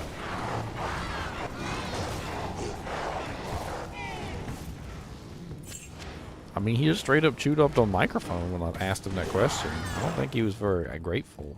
I don't think he was very grateful about that question. So there's a lot of fun builds that you could definitely do as a druid now. I definitely feel like between Fire Claws, the ability to cast Hurricane and Cyclone armor while in werewolf and bear form, the bear form itself being just like ridiculously OP at this particular point is kind of cool. I mean, it doesn't really matter which one you go with. You could be a werewolf or you could be a bear. I do feel like the bear is probably the better choice for Fire Claws. Let's play with the bear, shall we? Did the big bad little bird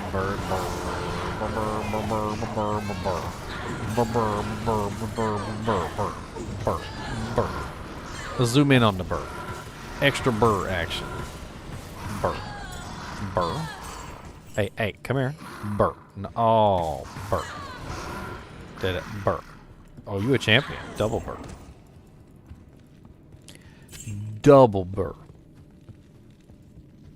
Champions get 2 burrs. They get burr, burr. Regular monsters get the 1 burr. They get burr. Champions get the burr, burr.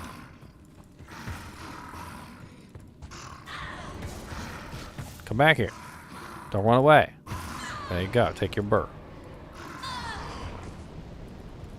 Take your licks. What's up, Blood Lord? I heard you like stuns.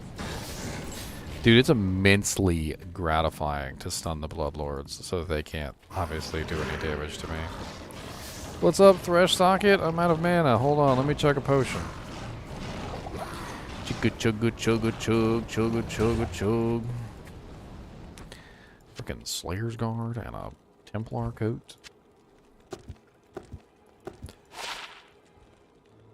Poopies. I can't carry. Poopies!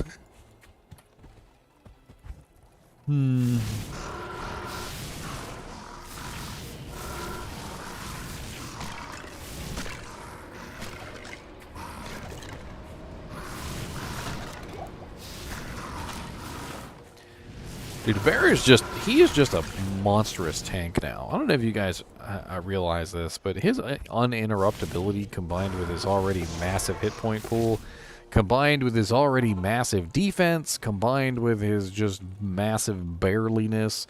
I mean, that uninterruptibility really added a layer of just sheer brute power and strength. Like, he's just the big broody brute of bruteness.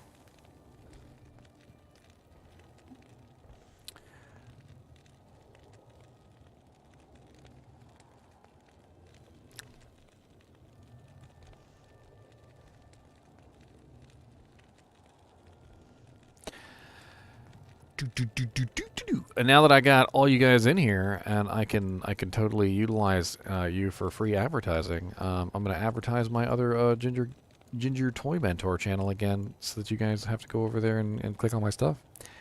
I just put out a new video on my Ginger Toy Mentor page. I need some more subscribers. I need some more views, and I gotta get my monetization up again. So I gotta go through the whole process of getting my new channel monetized. It's gonna take me a little bit of time.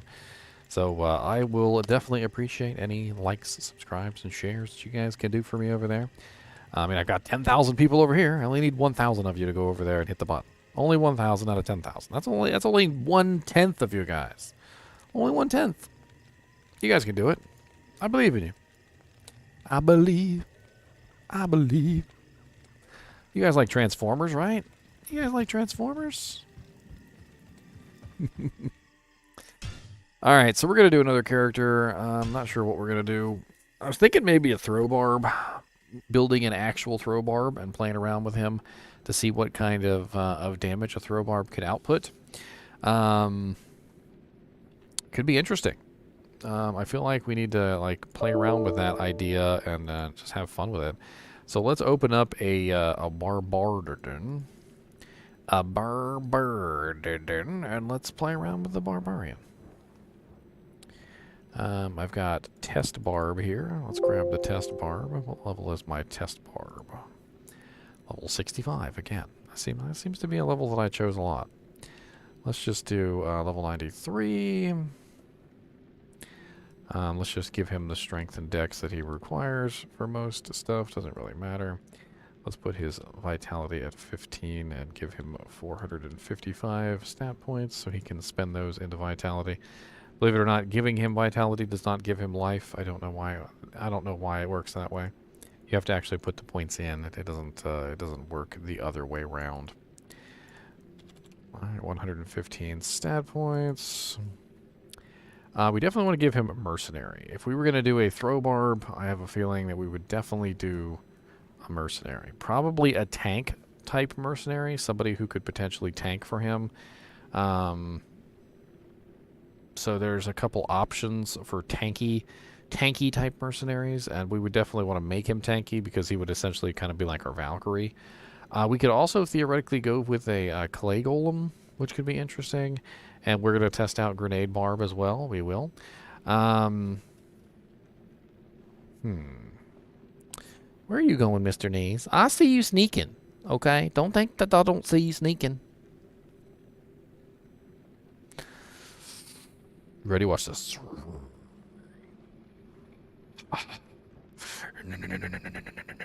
He tried to run for the shirt.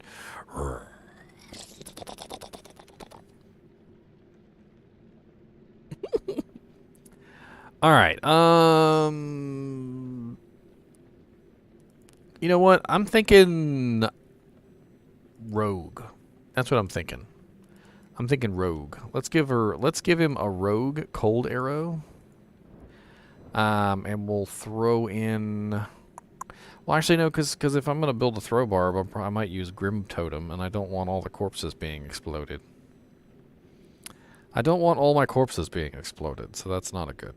That's not good. I don't want that.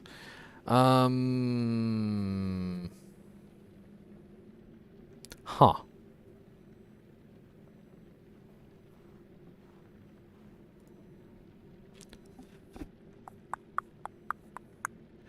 I mean, I don't think I'll need attack rating, but definitely not blessed aim. Holy Freeze isn't going to be really that much of a use unless I'm specifically making him to tank. Might Aura could be kind of useful, but I have a feeling I'm not going to be, like, having trouble with physical damage. It's probably going to be more so the physical immunes that are going to give me trouble.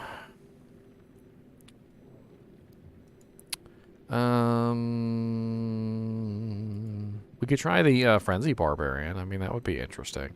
We'd have to purchase him, though. It wouldn't be something that we'd be able to just get, because I can't give myself that particular Barbarian through this particular system.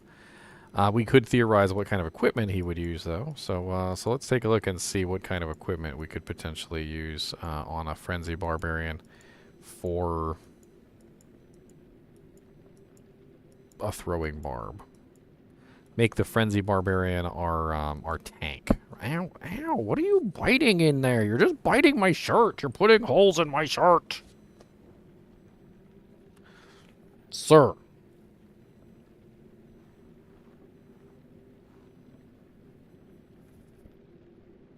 He's just grabbing my shirt and biting it. Here's a shirt. Let me bite it. Put a hole in that. You don't need this shirt. That's an extra shirt. Now he's pulling on my key. Get off my key, sir. You know, actually, you know what? The key's made out of metal. Go ahead and chew that. Go ahead and chew the key. Go ahead. Go ahead. Is that tasty? Does it taste good? Like delicious, yummy key? Key. That's right. Delicious.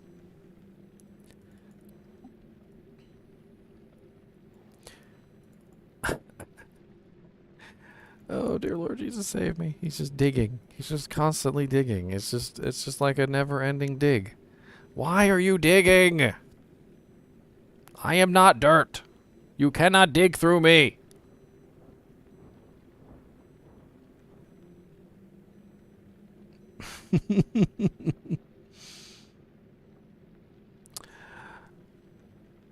Let's do Voice of Reason. That could be interesting for the Frozen Orb spam. So we're going to give him one Voice of Reason. And we need something else good for his other hand. Something neat. Lawbringer, perhaps? Lawbringer would give him, what, Sanctuary? That would give him Sanctuary and chance to cast Decrepify. So he would be spamming Decrepify and Sanctuary and Frozen Orbs. And he'd be slinging them things all over the place. That sounds like fun. We'll do that. And then for his armor, let's just get him something nice and tanky. Because the Barbarian can't use scepters. The Frenzy Barbarian is one-handed swords only. One-handed swords only.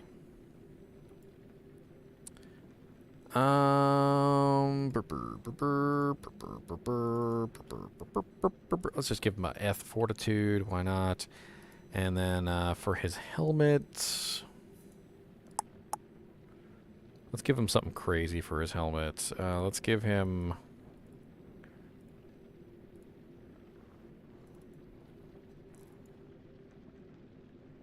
Let's give him a Crown of Ages. And then, on top of that, in the Crown of Ages are going to be two 1540 jewels. We'll put two 1540s in there. So he'll be rocking 30% IAS with a nice boost to his damage output. And that should be good for him. All right, so now on my parsonage. My parsonage.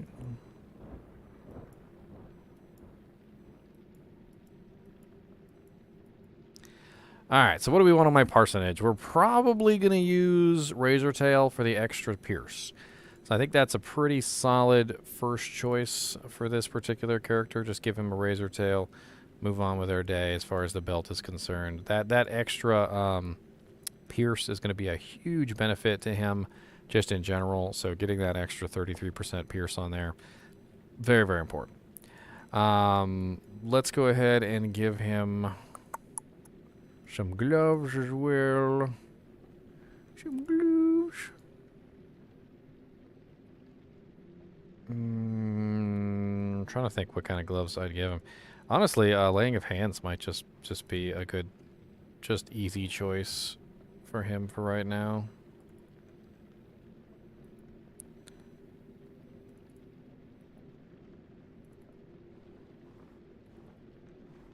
Did I put the wrong ones? I put the wrong ones. I'm terrible. I do videos all the time on this stuff and still can't remember half the time what which pieces come from which sets. All right, for boots, crushing blow and open wounds and bleed and all that stuff sounds very nice. So we're gonna go with pretty much the standard Gore Rider boots. They're pretty nice. We're gonna get the upped Gore Riders too, because why not? And as far as rings and amulets go, I mean, we probably... What should we go with for ringalings? For ringalinglings, ringading, probably definitely a Ravenfrost for one finger, so we get the cannot be frozen. And then the other finger...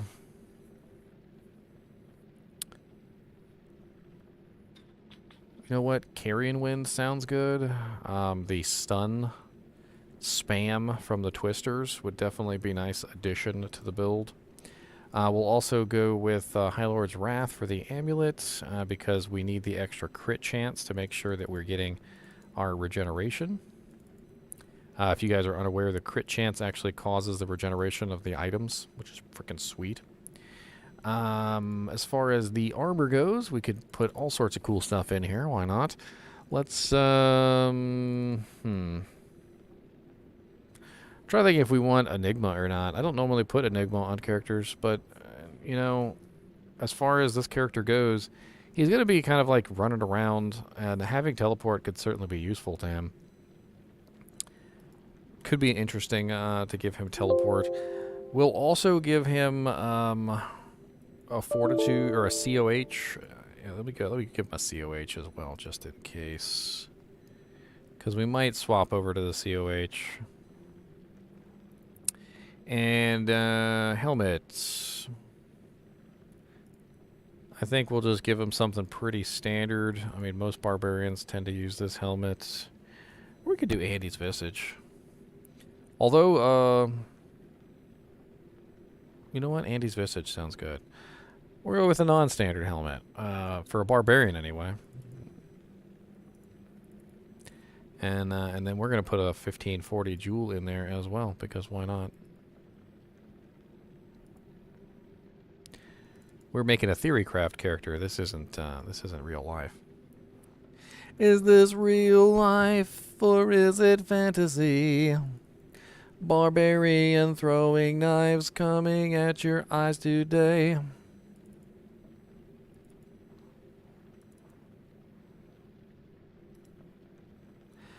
Throwing barb right now, Deviant Brute. That's what we're playing around with, is throwing barb. I'm just putting items on for right now, and then once we get everything situated, we're going to go test them out, play around with a bunch of different stuff. What kind of skiller charms, or charms in general, would we want for this particular character? It's a good question. What kind of charms would we want for this character? I mean, I could give him anything that we want to give him. I could give him combat. I could give him cries. I could give him mastery. Hey, that's not a bad idea. So with throwing mastery being so potent, with throwing mastery being so powerful now, because it gives you the pierce, it gives you all those nice effects, maybe masteries could be a really fun one to put to build. You'd get the resistances, you'd get the you'd get the resistances, you'd get the iron skin, you'd get the throwing mastery, you'd get the extra points in run walk speed. I could also theoretically build two different things at the same time, so I could potentially build a different mastery, specifically so that I could attack in melee as well as ranged. So I could be a frenzy slash throwing barbarian, or let's give him some masteries. Why not? We're gonna do mastery life. We're gonna stack him up with some mastery chammies. And then for his regular chammies, his small chammies, we'll give him some high damage ones. So we'll go with 320/20s. Alright, save that. Now we need weapons. So he's going to be utilizing two different sets of throwing weapons, most likely. Some pretty powerful stuff as far as I can imagine. And let's see what kind of throwing items we can give him unique-wise, just for right now. So he doesn't necessarily have to have a replenishing item, which is pretty cool. So basically what's been going on with the throwing mastery is that throwing mastery regenerates without needing a regenerate ability. So I can use ethereal items that most people would never have anticipated before. I'm trying to think right off the top of my head which one I would really want to get my hands on here. We need something. Gimmer Shred right off the bat is one that really kind of strikes me as just a really amazing one, especially when it's ethereal. And we can actually utilize this in its ethereal form now. So I'm going to actually, I'm going to go ahead and give myself 2 ethereal Gimmer Shreds. We're going to put those on one side. That'll be our elemental damage, or our physical monster killer, or whatever. Let's go ahead and give ourselves an Eth Lacerator. On the other hand, actually, you know what? Let's give 2 Eth Lacerators. Then we'll also grab some Ethereal War Strikes as well. So 2 Ethereal War Strikes. We can just they're relatively small items. We can just grab them all. We can test out all of them. We also have Wrath Flight, which doesn't fit there because it's too big. Hold on, let me put it right here. That's what she said. Specific ethereal, make item ethereal. Alright, so he's looking pretty full on gear at this particular point. He does have Enigma, actually. Alright, so let's copy him over. Let's get into the game and let's start testing out some of these abilities. I gotta close out Diablo real quick so we can copy it over. Diggity diggity diggity pop. Peekoo peekoo peekoo pop. Peek peek peek peek peek pop. Peek peek peek peek peek peek pop. Mr. NiNi, what are you doing back there, Mr. NiNi? You're being very quiet, and I'm a little worried that things are going bad.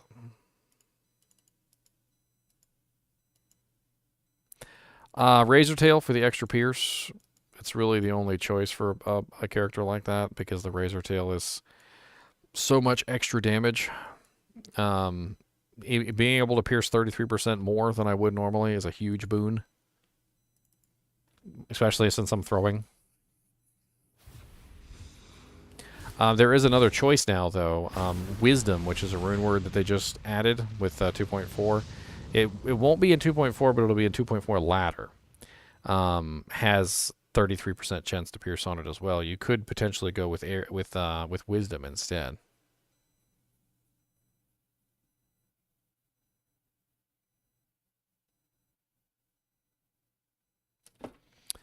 All right, where's my Barbarian? That's dumb dang barbird. Look at him looking all boss. Look at him with his ethereal gimmer shreds, looking all just ooh. He's like, look here. Hey, look, I'm gonna chuck this whole ah.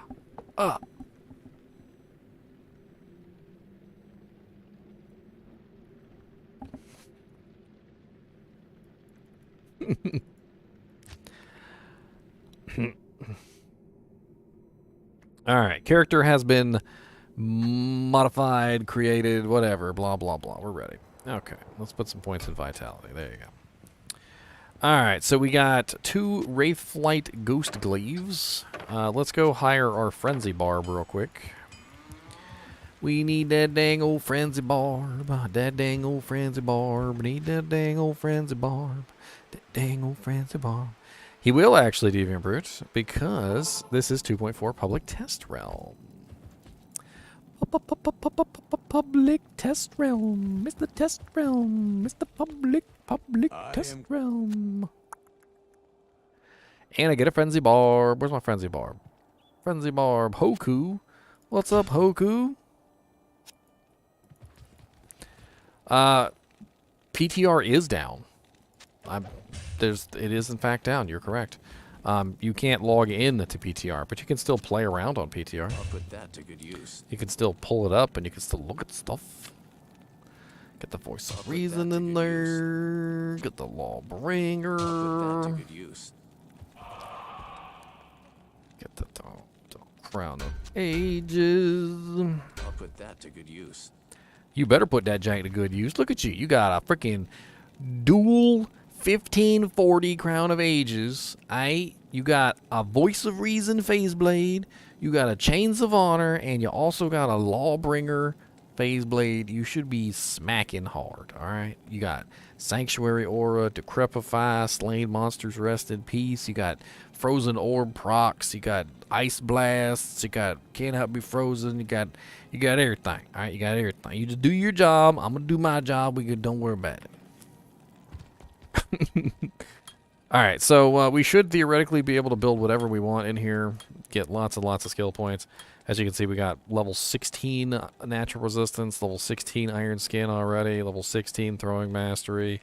The masteries actually kind of worked out in my favor, especially considering I'm going to put 1 point into axe mastery so that I can frenzy with gimmer shreds. Or frenzy with lacerators. In fact, you know, an optimal setup might just be something more like this. Just lacerator, gimmer shred, just both of them. I don't know. Let's see. We're gonna go ahead and beef up our throwing mastery, of course. Get that to max. We're gonna beef up double swing, which beefs up double throw. We're gonna beef up frenzy, which also is beefed up by double swing, so we're looking good there. We could also we're also going to grab Grimward because why not? And we're going to grab our shouts.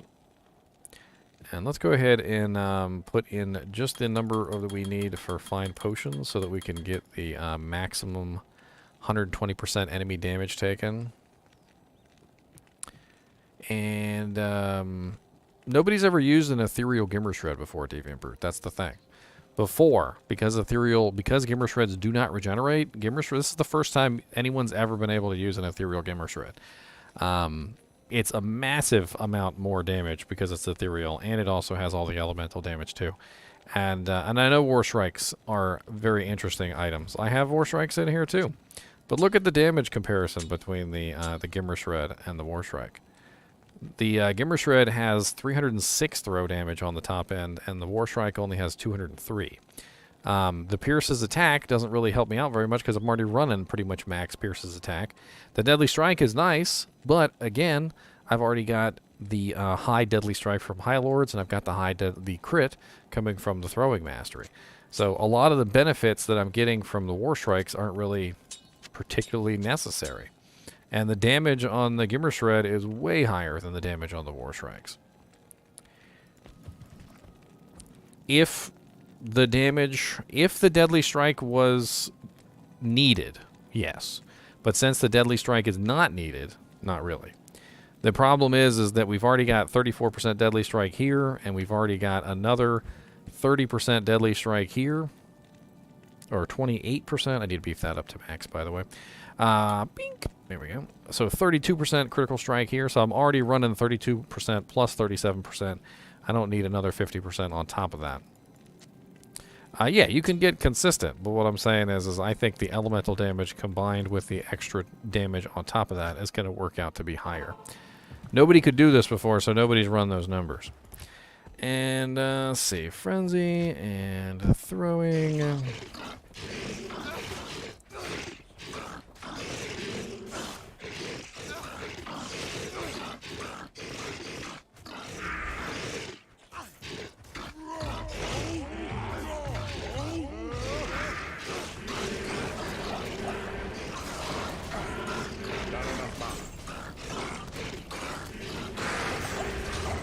Not enough mana.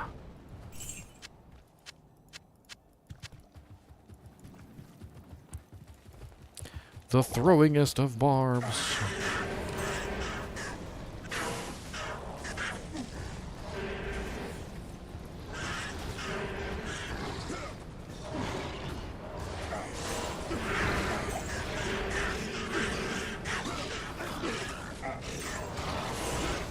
Dang. It's not bad at all as far as damage is concerned, especially on players 3. I'm pretty sure I'm on players 3 right now. Yep, players 3.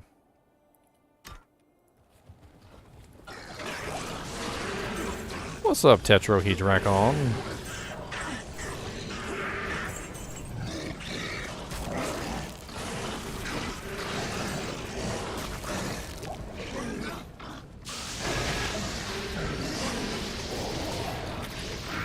Dang.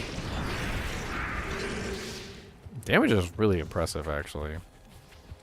Like, the sheer number of that I'm able to throw is nuts. And as you can see, there's relatively no quantity diminishment on Gimmer Shreds.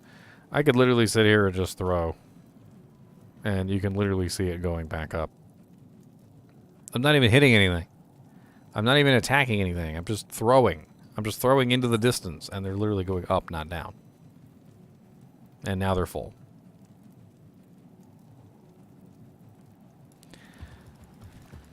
Now we could do Pure Thrower. Pure Thrower might be a more interesting build besides the one that I'm doing right now, which is kind of silly. Frenzy doesn't have to be done. I could potentially just do Throwing Mastery. I could do Double Throw, Double Swing. I didn't even utilize my... That's funny. I didn't even utilize my my Grimward last time, and I was still wrecking things even without Grimward. That's nuts.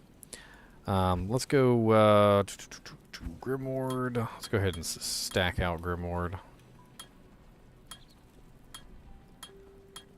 and then we'd still have enough points to put 5 points into battle orders.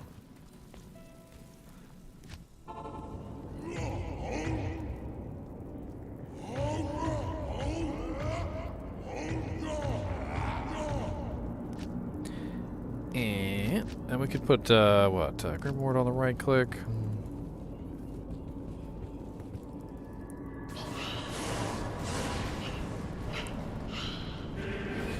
Dang.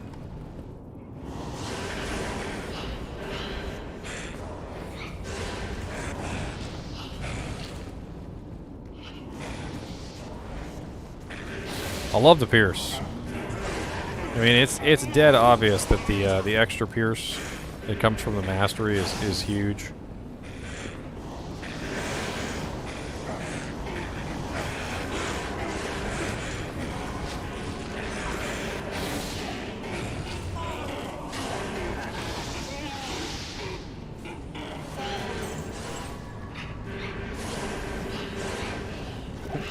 I just love the idea of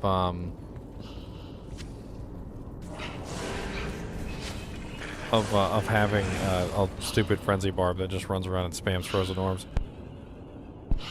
Only if I'm doing melee attacks, Kyle. or deviant brute. If you're doing melee attacks, it will apply, but only if you're doing melee attacks.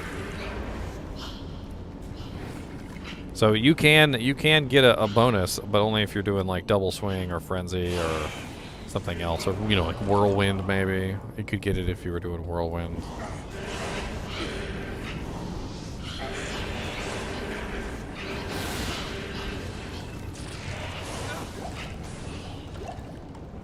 God, the frickin' Grim Totem is a lot. Can I do a Grim Totem across the platform? I can't do a Grim Totem across the platform? Huh. The amount of extra physical damage that's added from Grim Totem is so high that you don't even really need amplify damage. Like, amplify damage is overkill at that point. And not only that, but amplify damage is something that you can recast on a regular basis. I mean, like, you don't even necessarily need Lacerator. You could use something else. Like, you could use something of a higher physical damage nature and just use Grimward instead. I mean, the 33% chance to cast level 3 amplify damage on Lacerator is nice. And it does stack on bosses, though. So that was the interesting thing that I found out earlier. So you might think that amplify damage and Grimward can't stack, but they do stack, actually. I originally thought they couldn't stack, but they do. I'm gonna show you guys how it stacks. I know. What's up, Chow? I think that's how you say your name, anyway. I'm always butchering people's names, though, so fear not if your name was butchered, for you are just one of many. The many. Silence the Discord.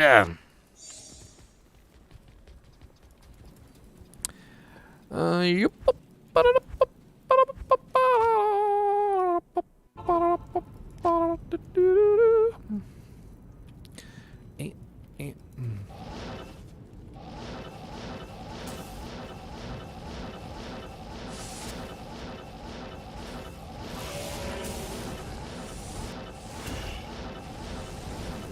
Not enough mana.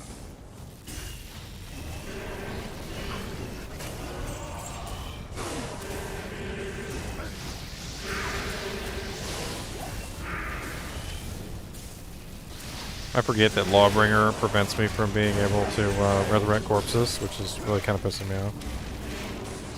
What's up, Grand Visor of Peepaw?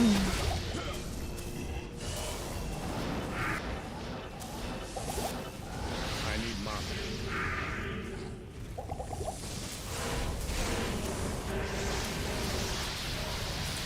Grand Visor of Peepaw.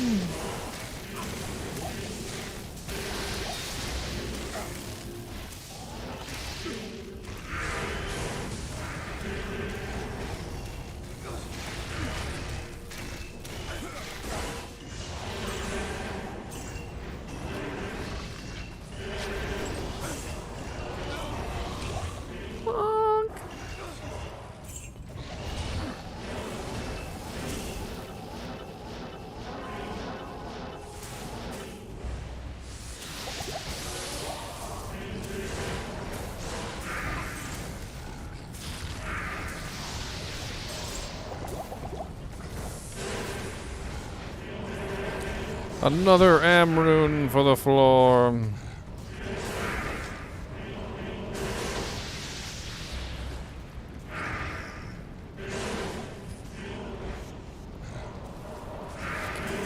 I want to try dual Gimmer Shreds on Diablo. We're gonna dual Gimmer Shred Diablo. Let's see how that works.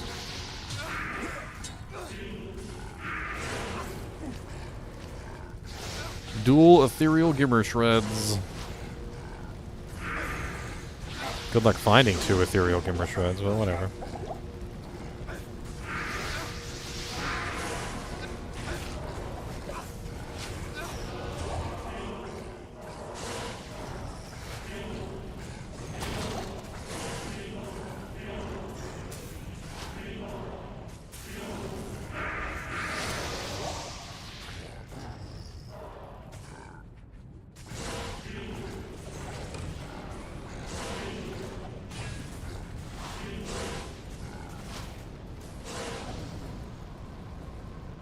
forget to hit the seal? I think I forgot to hit the seal.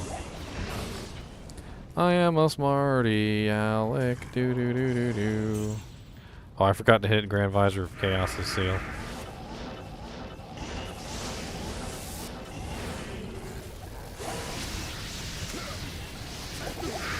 Oh, you're all dead. Congratulations, you win the prize! Not even death can save you from me. It's too bad there's no corpses over here for me to abuse you with.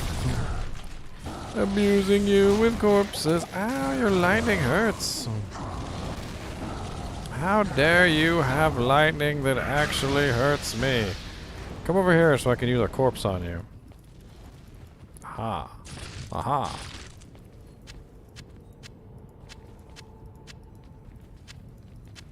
Come here. Come here, Diablo. What's the matter? Are you afraid? Are you scared? Are you scared, Diablo? Scared. Oh, Lord, he's not scared. Come on, I want you to try out these corpses. Look, look, there's one right here. Look, oh, that one's already dead. I'm gonna find a corpse. So maybe there's one on this side. Come here. Come here. Look, there's a corpse. Look, see? See? Come over here. There you go. What are you looking at? Ow! Why are you so painful?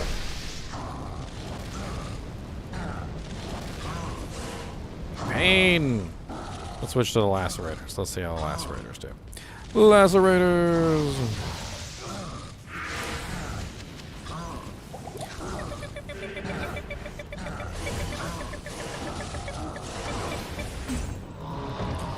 Maiden javelin.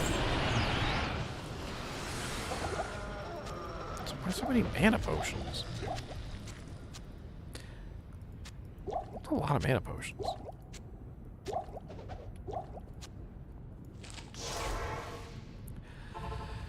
Of course, it's hard to use corpse abilities on a boss because, you know, there's usually not a lot of corpses nearby. I can't use this yet.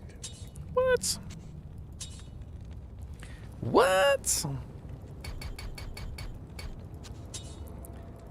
We got the War Strikes. Now, the War Strikes will have basically 100% Deadly Strike.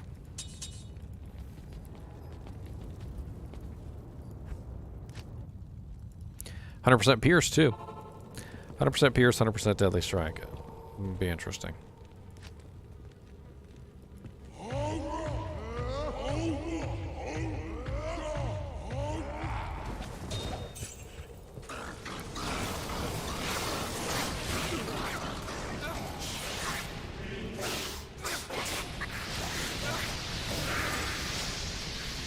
They're very fast, obviously, because they're daggers. One of the cool things is that if you do plan on building War Strikes, you have the added benefit of building Blade Mastery now, which is a pretty cool option. It actually improves daggers. So you could build Frenzy Slash Throwing Mastery, and you could go with Blade Mastery to increase the damage of the War Strikes. When you're doing Frenzy attacks, obviously.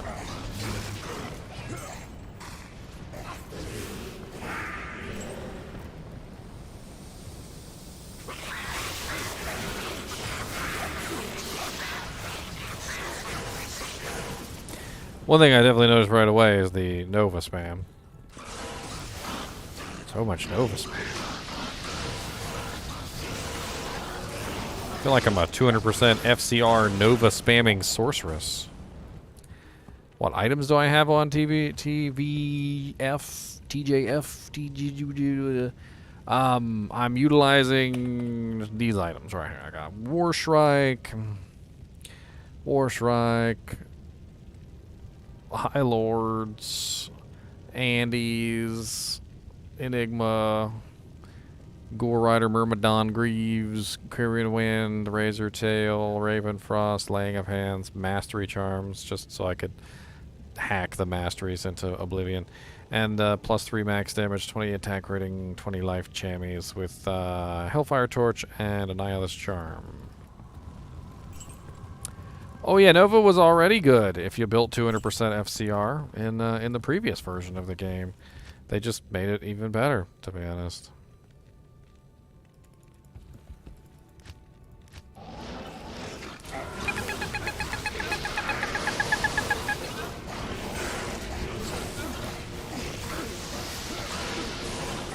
Flame Bang. What's up, Bang of the Flame? It's a flame bang. He's coming at you with some bangs.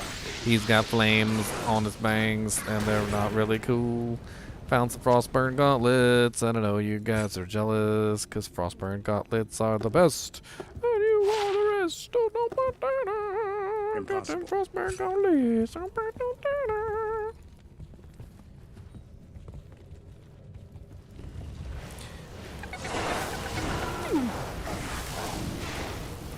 Well, they added synergies for Nova. I mean, that's basically what I'm saying, is that synergies... Nova has been beefed up. So they added the synergies for Nova. They added the synergy for Thunderstrike, Thunderstroke, T-Storm. They also added the very nice static field in there. So static field is now the synergy of Nova and Thunderstorm. And if you guys know anything about static field is amazing to spam.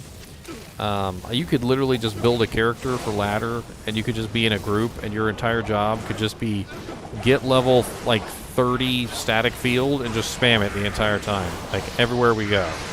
Just spam static field. That's your goal in life, to spam static field. And you would be loved, and you'd be welcomed, and people would hail your presence. They would literally hail you as the Guardians of the Galaxy. 2.4 drops on April 14th, Kevin. Ladder drops on April 28th. So you got a little bit of time. You got a little bit of time between now and then to test out stuff and see what you want to do. But don't take too long, because it's only 2 weeks and you might end up with poo in your underwear, you see. Never trust a fart, because it's a not good thing to do. Don't ever trust a fart. They lie to you, you see. You think they're just a fart, but they come out as a shart. Sharding, shardy sharts, shardy sharts. Do not let the sharts come out, hold them in, sir. A ring. A ring. Not so good ring, but it's a ring to see.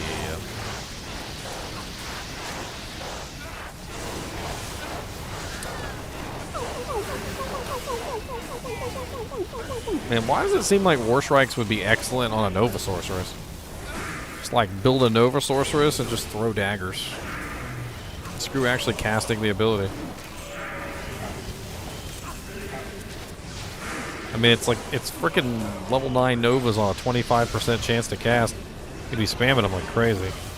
I'm spamming them like crazy. I mean, look at how many times I'm spamming that. Lightning coming out all over the place.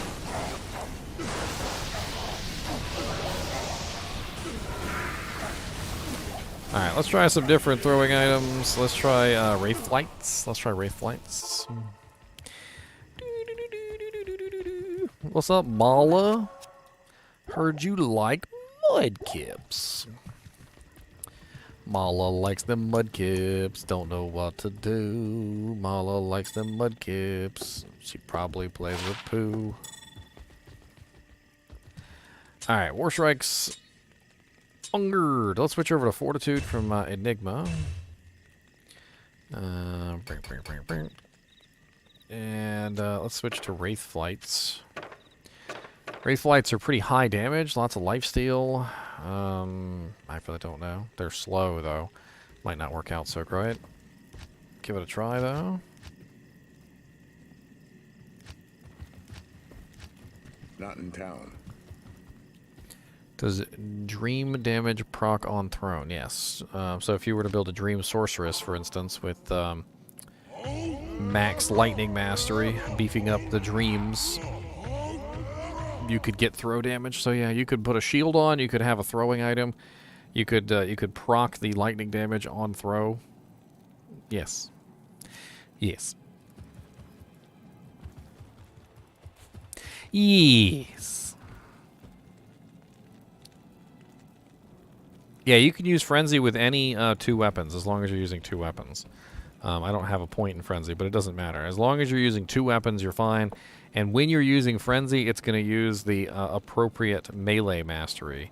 So if I were using throwing knives, it would be blade mastery. If I were using swords, it would be sword mastery. If I was using axes, it'd be axe mastery. So like Gimmer Shreds are axe mastery, if you're attacking with Frenzy. However, when you're throwing them, they're throwing mastery. War Strikes would be blade mastery if you're using them with Frenzy, and if you're not using them with Frenzy, they would be throwing mastery. Spear mastery would be the javelins, I'm pretty sure, but they're throwing mastery when you use them in their throwing configuration, and that's basically how they all work. They all work that way. The only one I think that doesn't have a analog is obviously there's no throwing maces. That would be kind of funny though.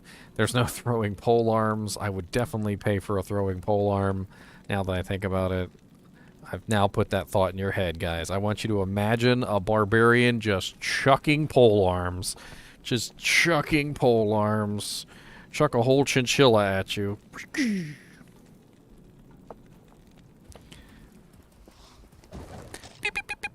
Oh god, those are really slow. Oh god, those are really slow. Oh, they're so slow. Oh no. Why are Wraith Flights so slow? Let's get some Grim Wards up in here. Oh, he's immune to physical. Well, that's great. So I can't really do anything to him. Don't. Look at. I always love how they look when they go through the air, though. Look at how they look when they go through the air. They're just freaking awesome looking, aren't they?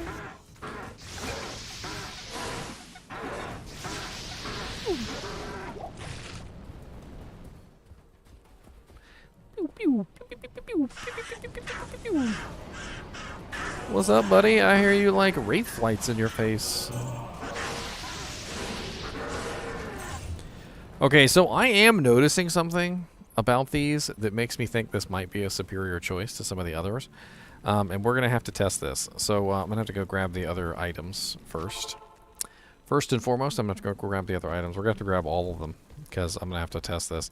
I think it's throw distance. I think throw distance is different depending on the item, but I can't be 100% sure until we test it. So let me grab the Gimmer Shreds. I've already got the Lacerators. All right, so we're going to test all these real quick. We're going to find something out here that we can use as a like a goal post. So let's throw, and then let's chase. Okay, so does it make it to the cactus from the other cactus? All right, so the throwing spears, if I'm standing at the cactus, make it all the way to the dead body here. Okay, so that's our goal post right there.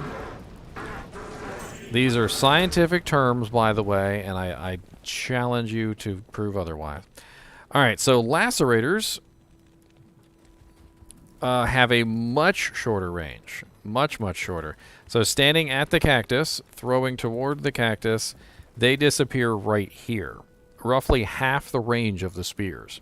So the spears, although they are slower, are definitely much longer range than the lacerators. Very interesting. Double the range even, I would say. That seems like double to me. I mean, I'm just eyeballing it. Mr. NiNi, can you eyeball it real quick? Do you think that's double? Mr. NiNi, I said, do you think that's double the range?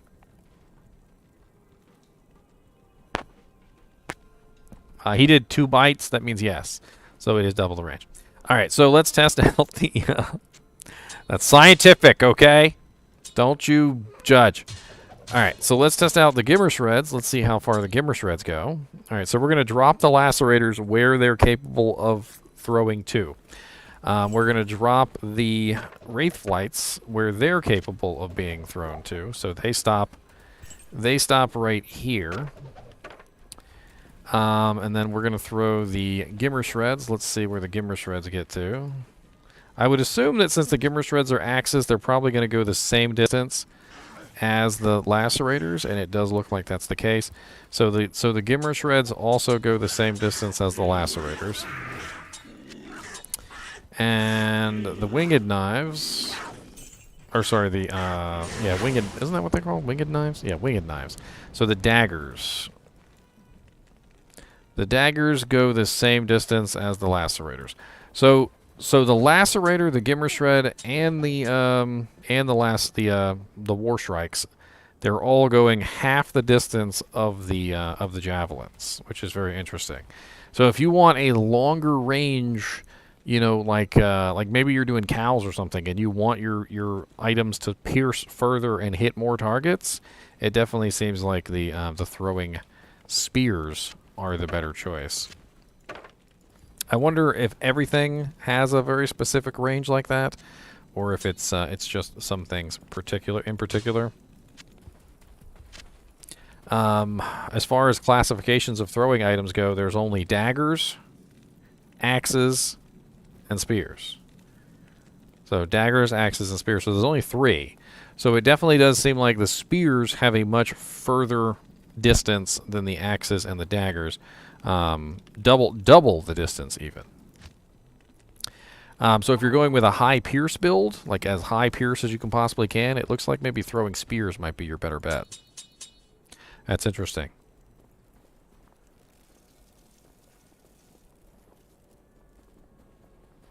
You're confused about the ladder stuff. I mean, I have a whole video on ladder if you want to take a look at it, Kevin, but I can sort of sum it up for you. Here, let me link that for you, though, just in case. Mr. Knees, I'm trying to open the shirt. Okay, calm down.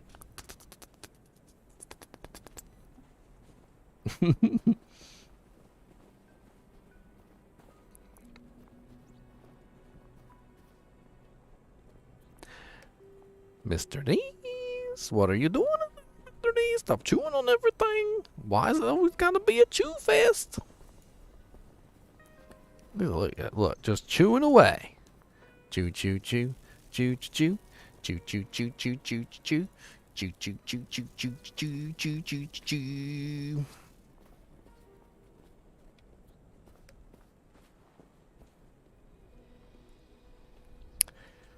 Bink, bink. All right, here we go. That was not what I meant to click on. Oh yeah, we haven't played around with the potions yet. We're gonna do that next. We're gonna do that next, my boys.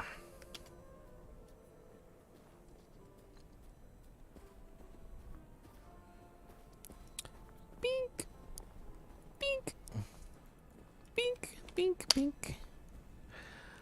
Pair character doing a shaka sign with his hand saying cool.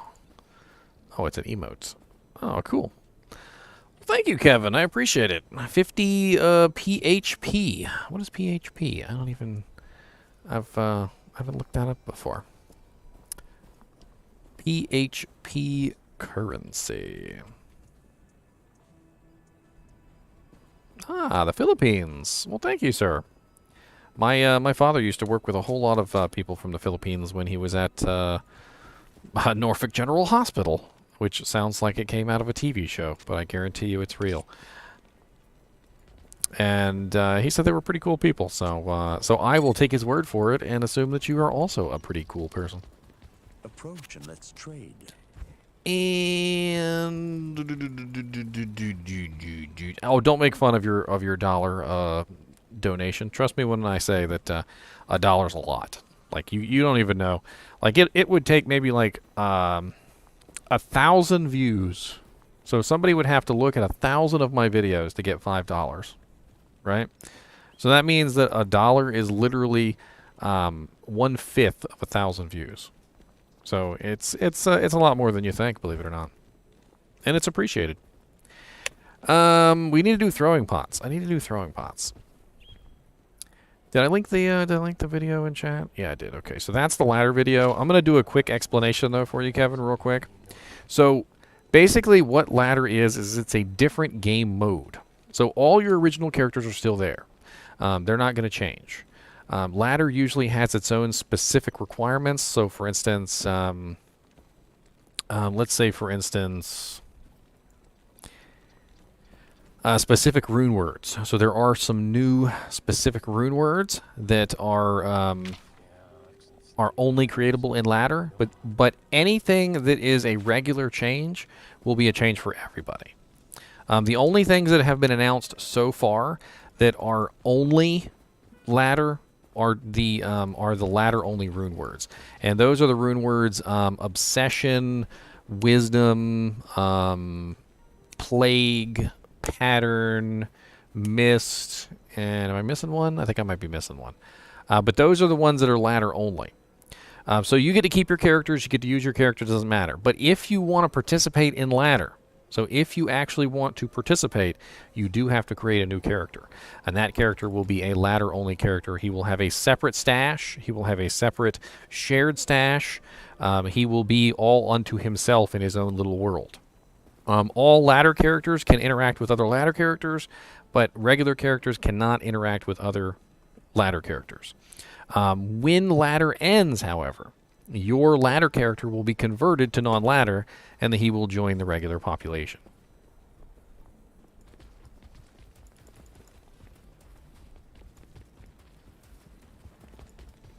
Got Bob Newkirk up in here. Why does that sound like a name of like some bigwig? You working for Steam, man? You working? Are you give me my Steam Deck, Bob?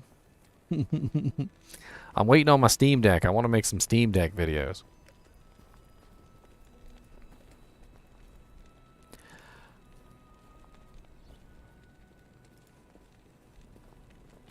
Alright, we need to find these throwing potions. Where can we buy these throwing potions at? There's got to be a place to buy them, right? The hell throwing potions?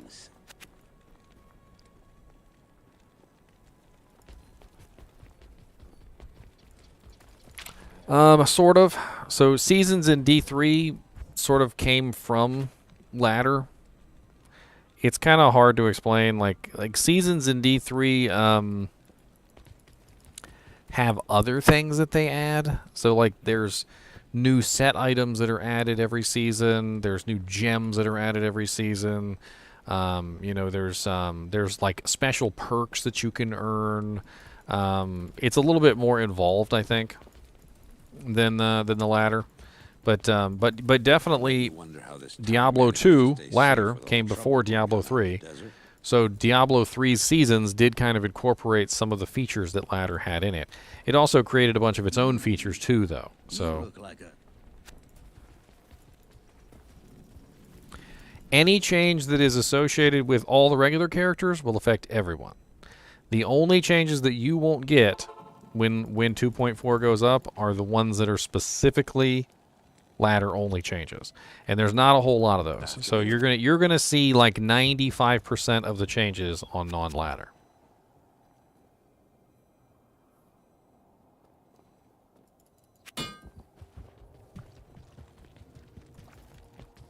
Good afternoon. Potions. Who sells potions? Is it Anya? Does Anya sell the potions? What's up, Anya? She don't got no potions neither. Who got the potions? Is it you, Larzik? No.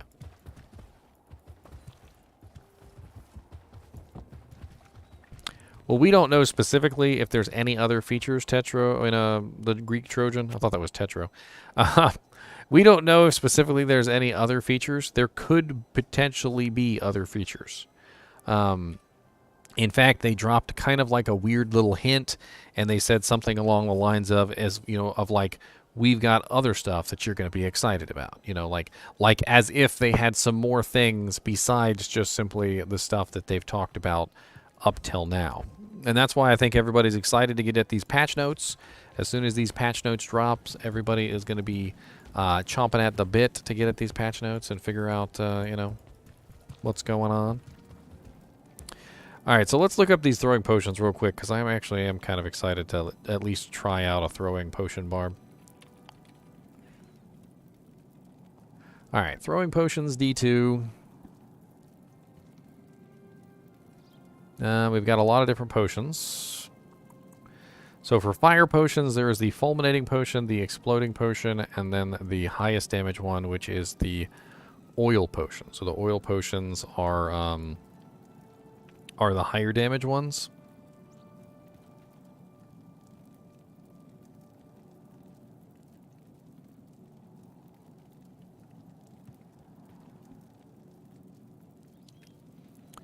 So the oil potions deal physical and fire damage, which is interesting. Not a lot, but they certainly do deal some interesting amounts. Let's take a look at all the throwing potions. So the poison potions.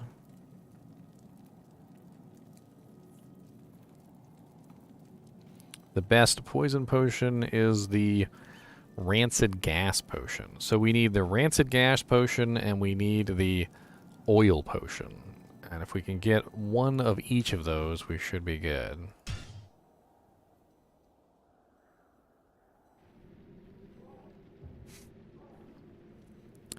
Well, as they said during one of the dev conferences, they literally said the words, "We would like people to play something other than Hammerden." That's what they said. We would like people to play something other than Hammerden. Wow. And I think that's funny. Absolutely hilarious. Ogie, do you have any of them potions? You ain't got no potions. You're a terrible potion non-potioner. How dare you? I am a Akara, do you have some potions? No. Ain't nobody sell no potions. I'm going to Candle the Magi. I'm going to kill some people, and I'm going to get some potions. Isn't that right, Mr. Nee?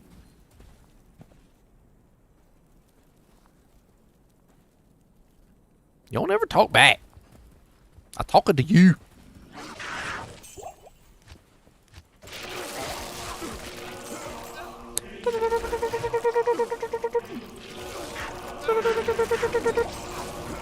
I'm gonna switch to the spears. They go further.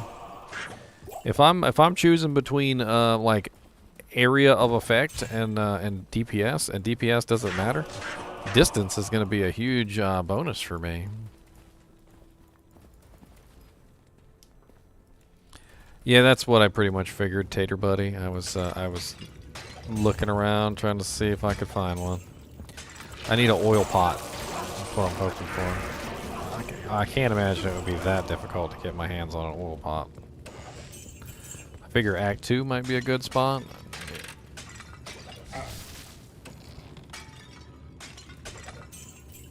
There's also the shrines that you come across every now and then that drop them for you. I mean, I could always look for a shrine. I could always look for a shrine. Always look for a shrine. Oh,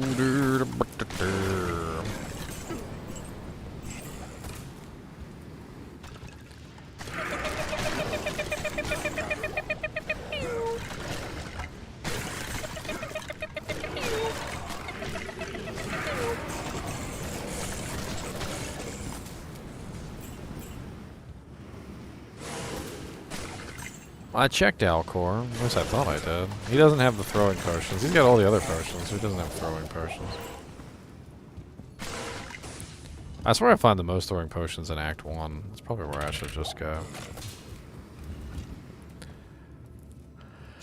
Let's go back to Act 1. Bing, bing, bing, pretty sure I checked Alcor. No, I checked Lysander. I didn't check Alcor, actually. I will check Alcor. Why not? I'll check, I'll check Ormus, too. You're not speaking to Ormus. I'll even check Ashira. hello there.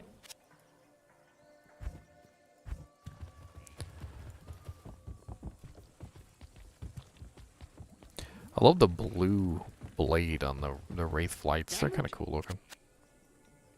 Greetings. I wonder if you can craft them. I've never actually looked that up before. Is there a crafting recipe for them?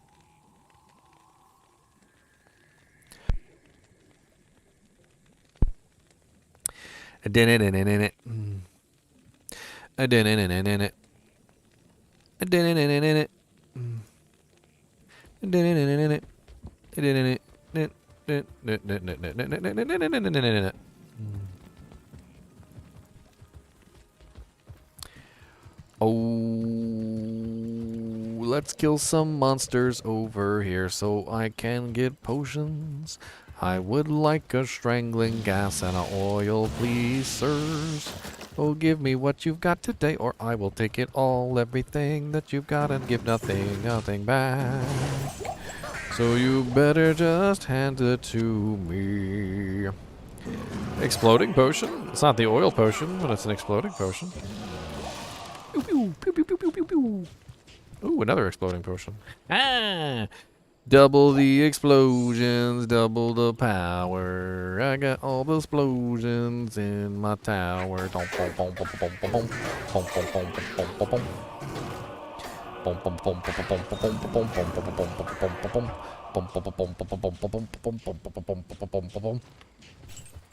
I need more. I need a couple more exploding potions. Some oil potions are the best. Give me everything that you've got, or I'll take it all from your vest. Talking about robbing you, by the way. Don't get robbed by the thieves today, 'cause they are out for blood.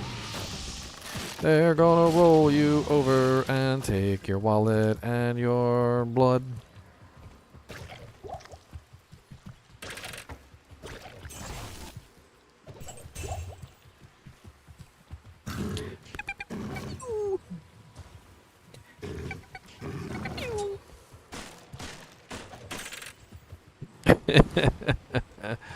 They should add some unique potions. It'd be funny.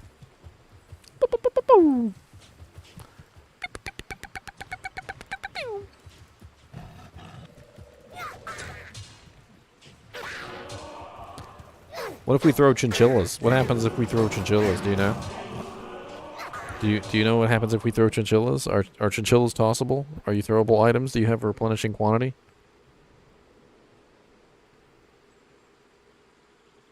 Are you gonna bite me? Dang. He just chomped on the microphone. He said, yes. That I will eat your soul. And your father's soul. And your mother's soul. And your granny's soul.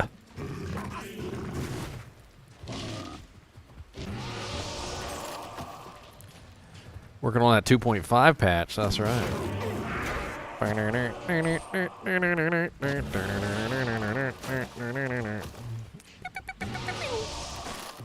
Kickity, kickity, kickity, kick. Kick, kick, kick, kick, kick, kick.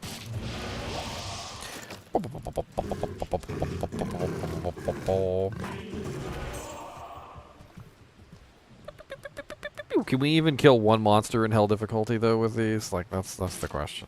With 16 to 30 damage, I think I think we might not be able to kill anything at all. But you know, does it really matter? Because look at how powerful we are in normal. Players 3, mind you. Normal players 3.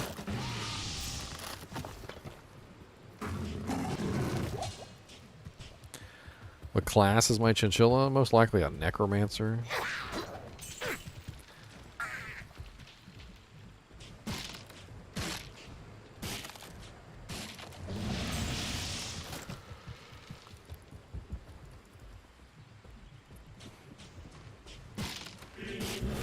It's kind of cool throwing these potions. I'm not gonna lie. I kind of like it.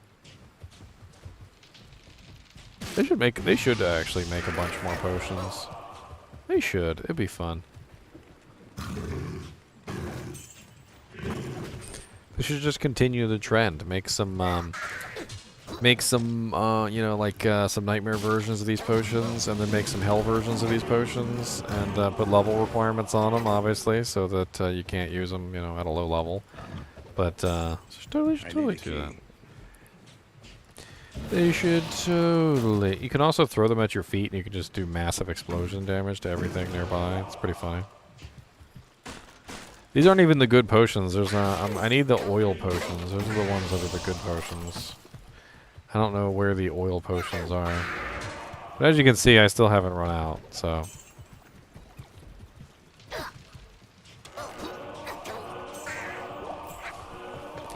Also haven't found any strangling potions.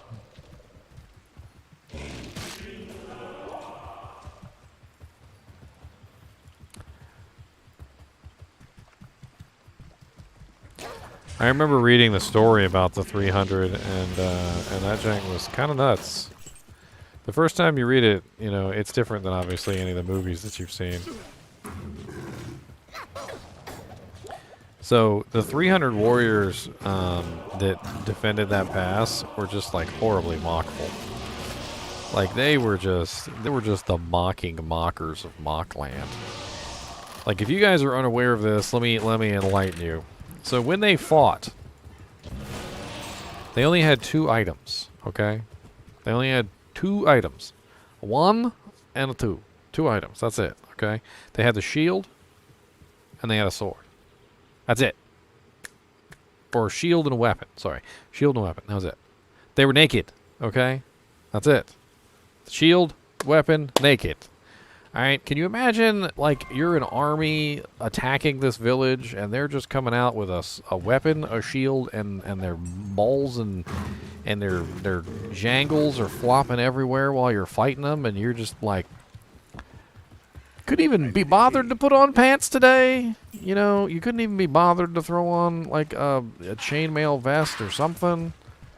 Just naked, huh? Just naked.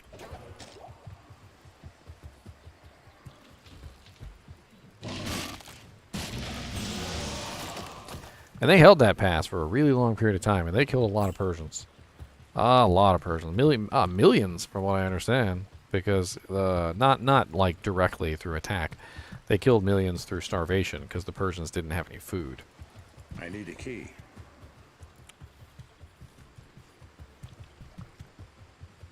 Let's go to a different act, and let's see if we can get these potions. Let's go to Act 4. Because Exploding Potion I don't think is the higher level potion. I'm pretty sure that's the lower level potion. Let's go to River of the Flame. Do I think enchant works on potions?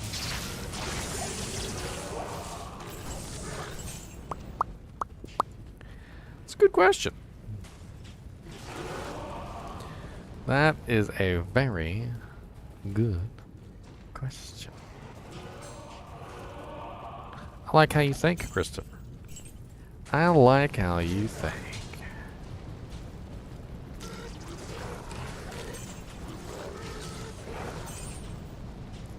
And now we're going back to town to test. I need a demon limb. I need a limb of a demon. A demon limb. We're gonna test out a demon. A demon limb. Demony, demony, demon limb. Demon limb. I got a demon limb. Let me find my demon.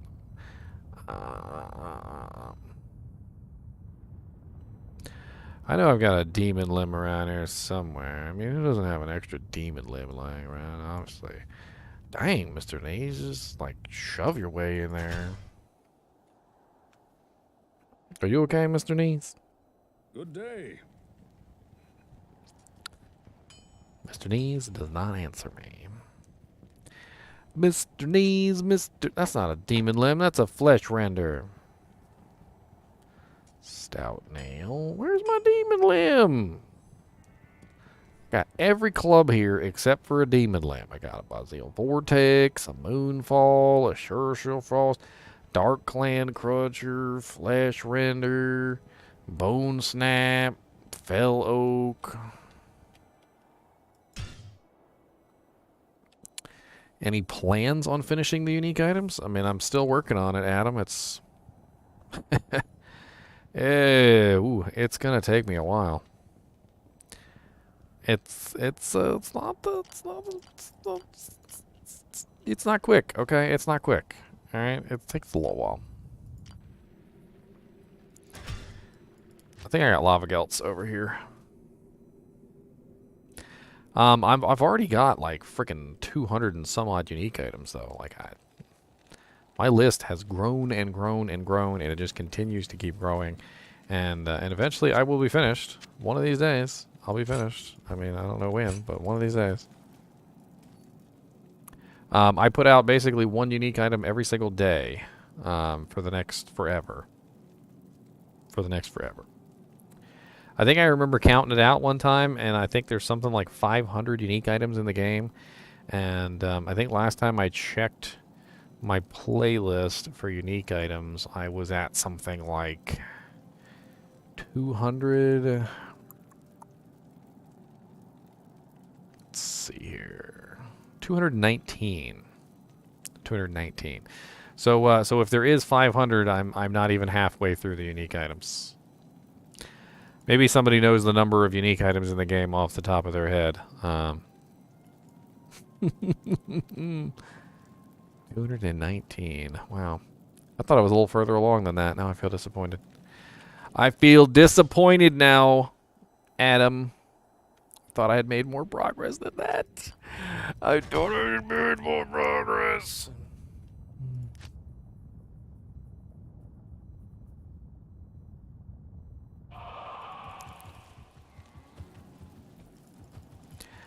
Alright, let's see if enchant works on potions.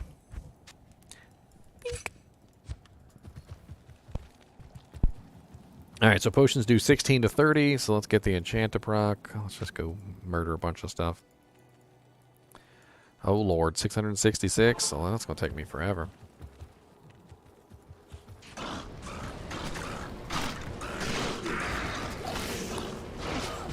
Okay, so the answer to that question is... no. Doesn't look like it. Oh, is he fire enchanted? You get your little fire enchanted butt out of here. Eldritch the Rectifier. Am I in hell difficulty? I am in hell difficulty. That's it, I'll potion you to death. Don't you tell me what to potion.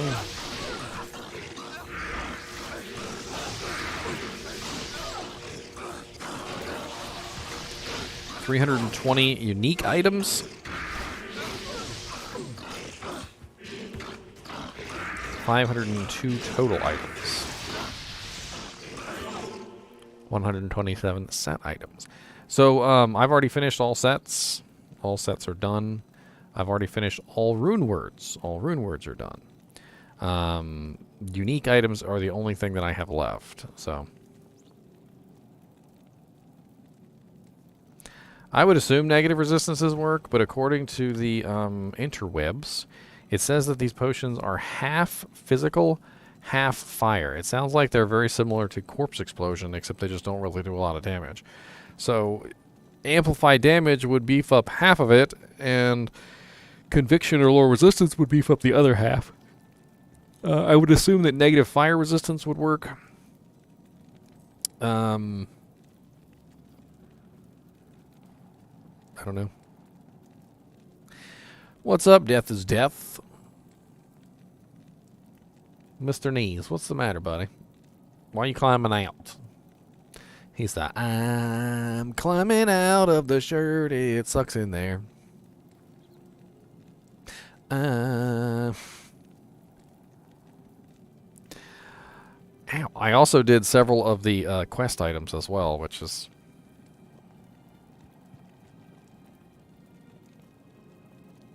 heh. So if you guys are looking forward to ladder and you want to get ready for ladder, I do have a ladder series. I'm not sure if you guys are interested in that. I have a whole series going over basically the entire classes, all the classes of the ladder. I called it my my Pokemon series, basically, where I did like ladder character, I choose you, and it might seem really cheesy, but it really does kind of go over everything for you guys, so that if you're thinking about a particular class and you want to, you know, do a particular ability, I really have these in-depth videos which kind of go over the entire character and talk about, you know, what you could potentially get out of it.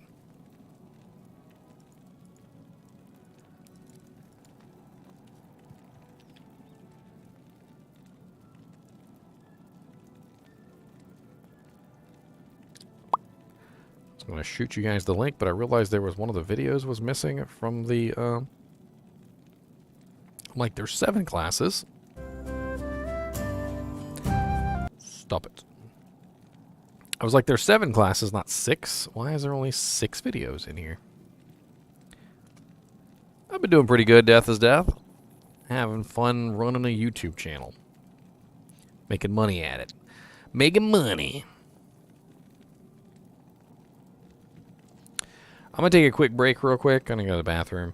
And we'll come back and we'll play around with some more of this stuff. If you guys can think about what you'd like me to play around with, we could maybe go in that direction. Or I'll choose myself. And you guys don't get no choice. And that's just how it goes. And Mr. Nee probably has to go to the bathroom too. So I'm going to put him up in his house. Mr. Nee, you want to go back to your house? You can go take a tinkle?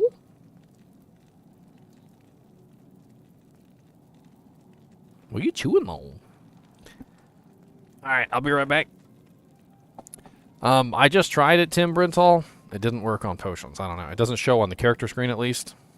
I don't know.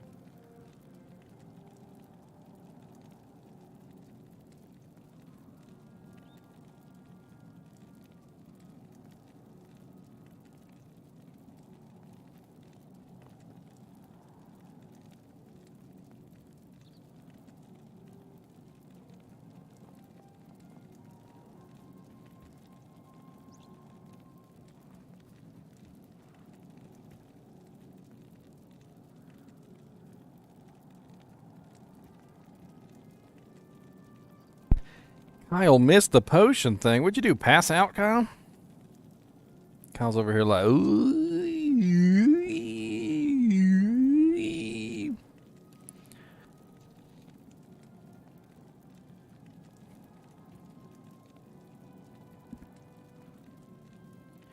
Ow, the hell's on my back?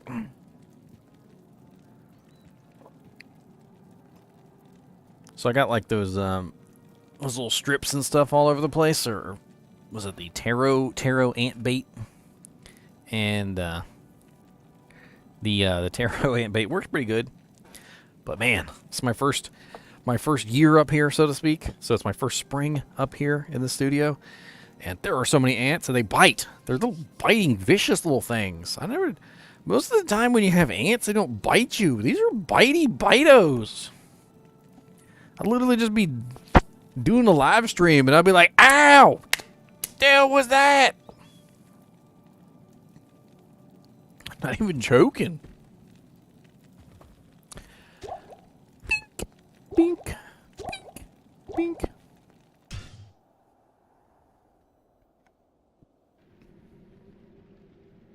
So I have an idea. We can test this more conclusively.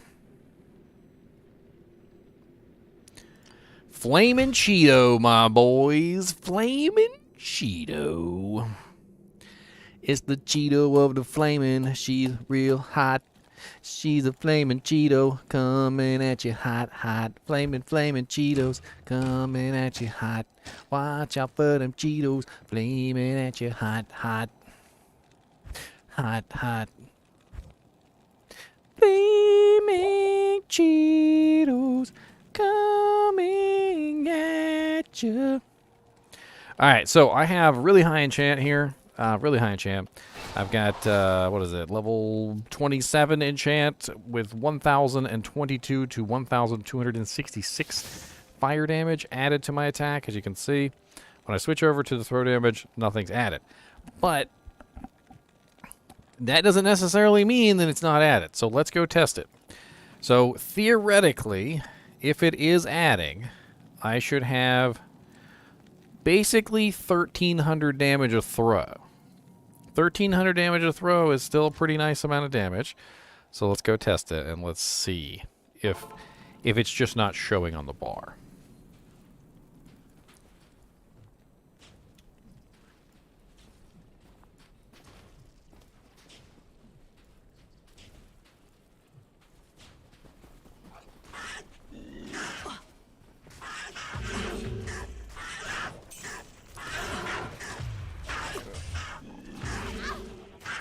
I'm going to say no. I mean, there's no AR on the attack either, but...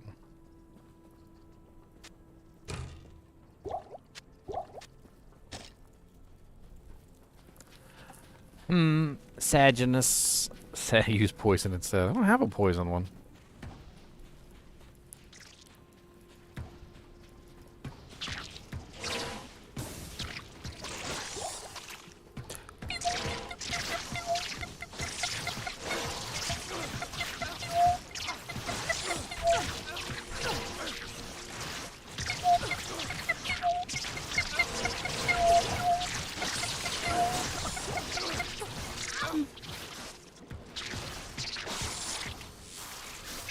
Impossible.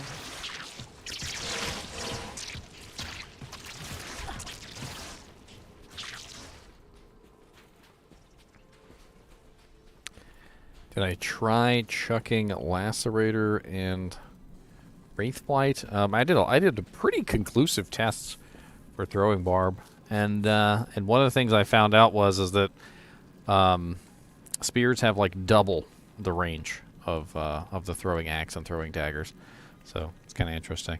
What's up, Aggro Skate?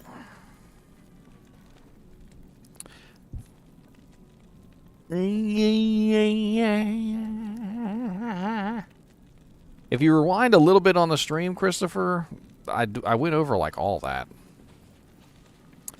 Kind of moved on to another topic at this point. So, Z, before I forget, because I'm going to forget. I will forget. I always forget. I forget. Silent Knight. All right, Silent Knight. You can get your explanation now. All right, so let me pull up Amazon real quick, and I'm going to show you how this works. So your question is why is Magic Arrow not used more often? I believe that was your question anyway. So the problem with Magic Arrow was that it never really converted enough damage to magical. Think about it like this. Let's say I did 1,000 damage a hit. Okay?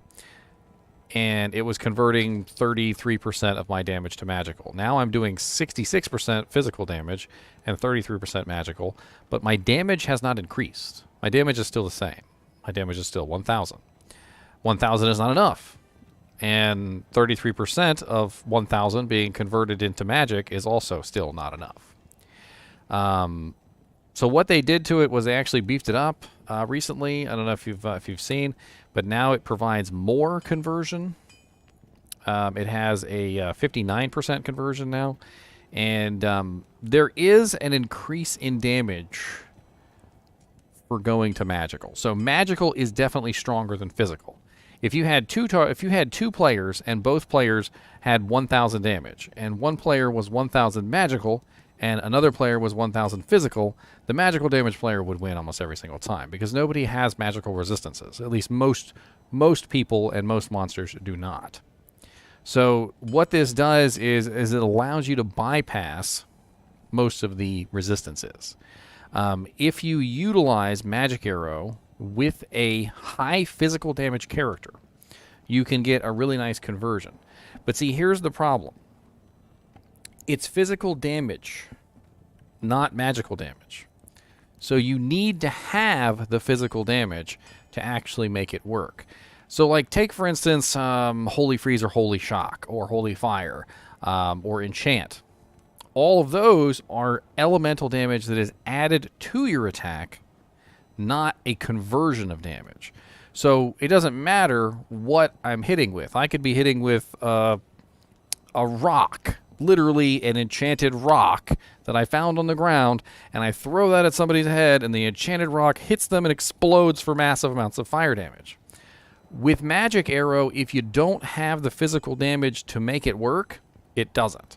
If you throw a magical rock at somebody's head, it's going to do like 1 damage, and they're going to laugh at you.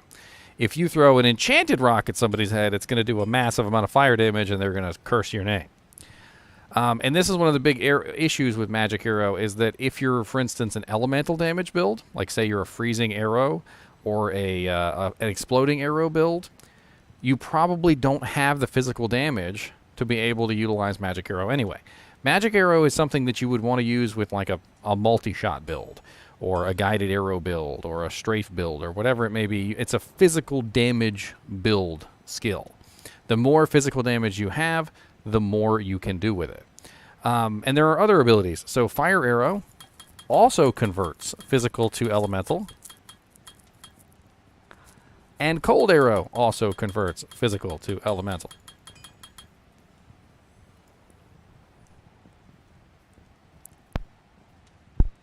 Oh, I got raided by Derp Healer. What's up, Derp Healer? Got tons of emotes coming in over here.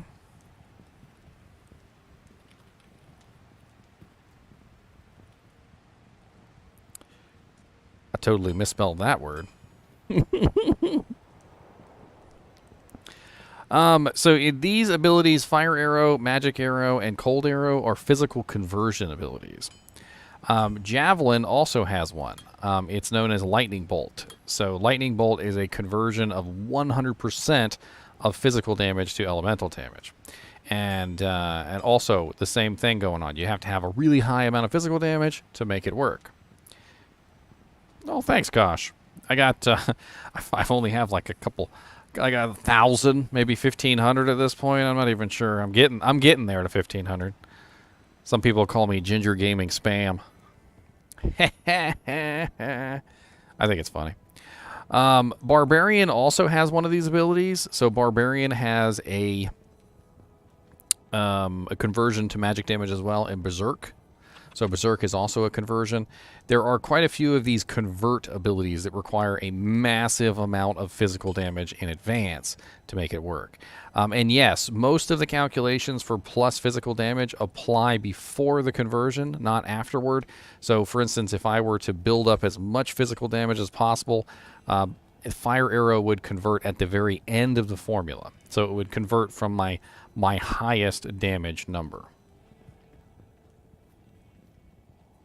But the main reason why nobody ever used, by the way, Fire Arrow or Cold Arrow is because they had a ridiculously stupid mana cost.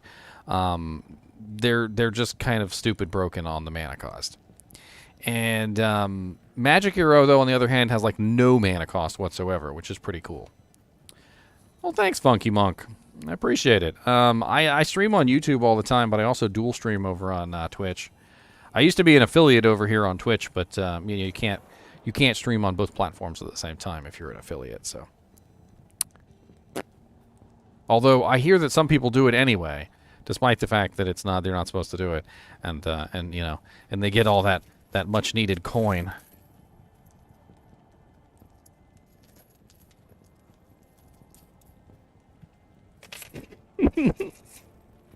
Ah, yes, my gold coins. Yes. I asked for these for Christmas, and they were like, "Why do you want gold coins? They're not even real gold coins. They're just fake gold. They're just made out of brass or something. And the bag probably isn't even real leather." And I'm like, because I want gold coins. Okay, don't question me. You wish you had some gold coins that you could plink in your bag, all right? You wish. The little drawstring. It's got a freaking dragon's eye on it. Check out this freaking dragon's eye on my freaking bag. Glows and shine. Mr. NiNi is in his house taking a pee. He's on a pee break. Otherwise, he'll pee on me. So. Well, since we're on Amazon, let's talk about Amazon for 2.4, shall we? Let's talk about Amazon for 2.4. There's a lot of changes. Oh no, one of my gold coins. I can't lose any of my gold coins. I'm Scrooge McDuck, all right? I count every single one. I have a lucky gold coin and everything, and I can't lose any coins. Yeah, I think they're all in there. I'll have to check them later. I will count them. So Amazon has some pretty interesting changes. The first and foremost change for Amazon that is really freaking awesome, by the way, is the dodge, avoid, and evade buffs. So for the longest freaking time, dodge and avoid have been bugged to the point where they will interrupt you at any point and they will make you into a easily killable target. Because when you go through a dodge animation, you get stuck. And then the monsters surround you. And then by the time you have, fixed yourself, you've, do I have who muted? I thought I was muted for a second there. I'm pretty sure I'm not muted.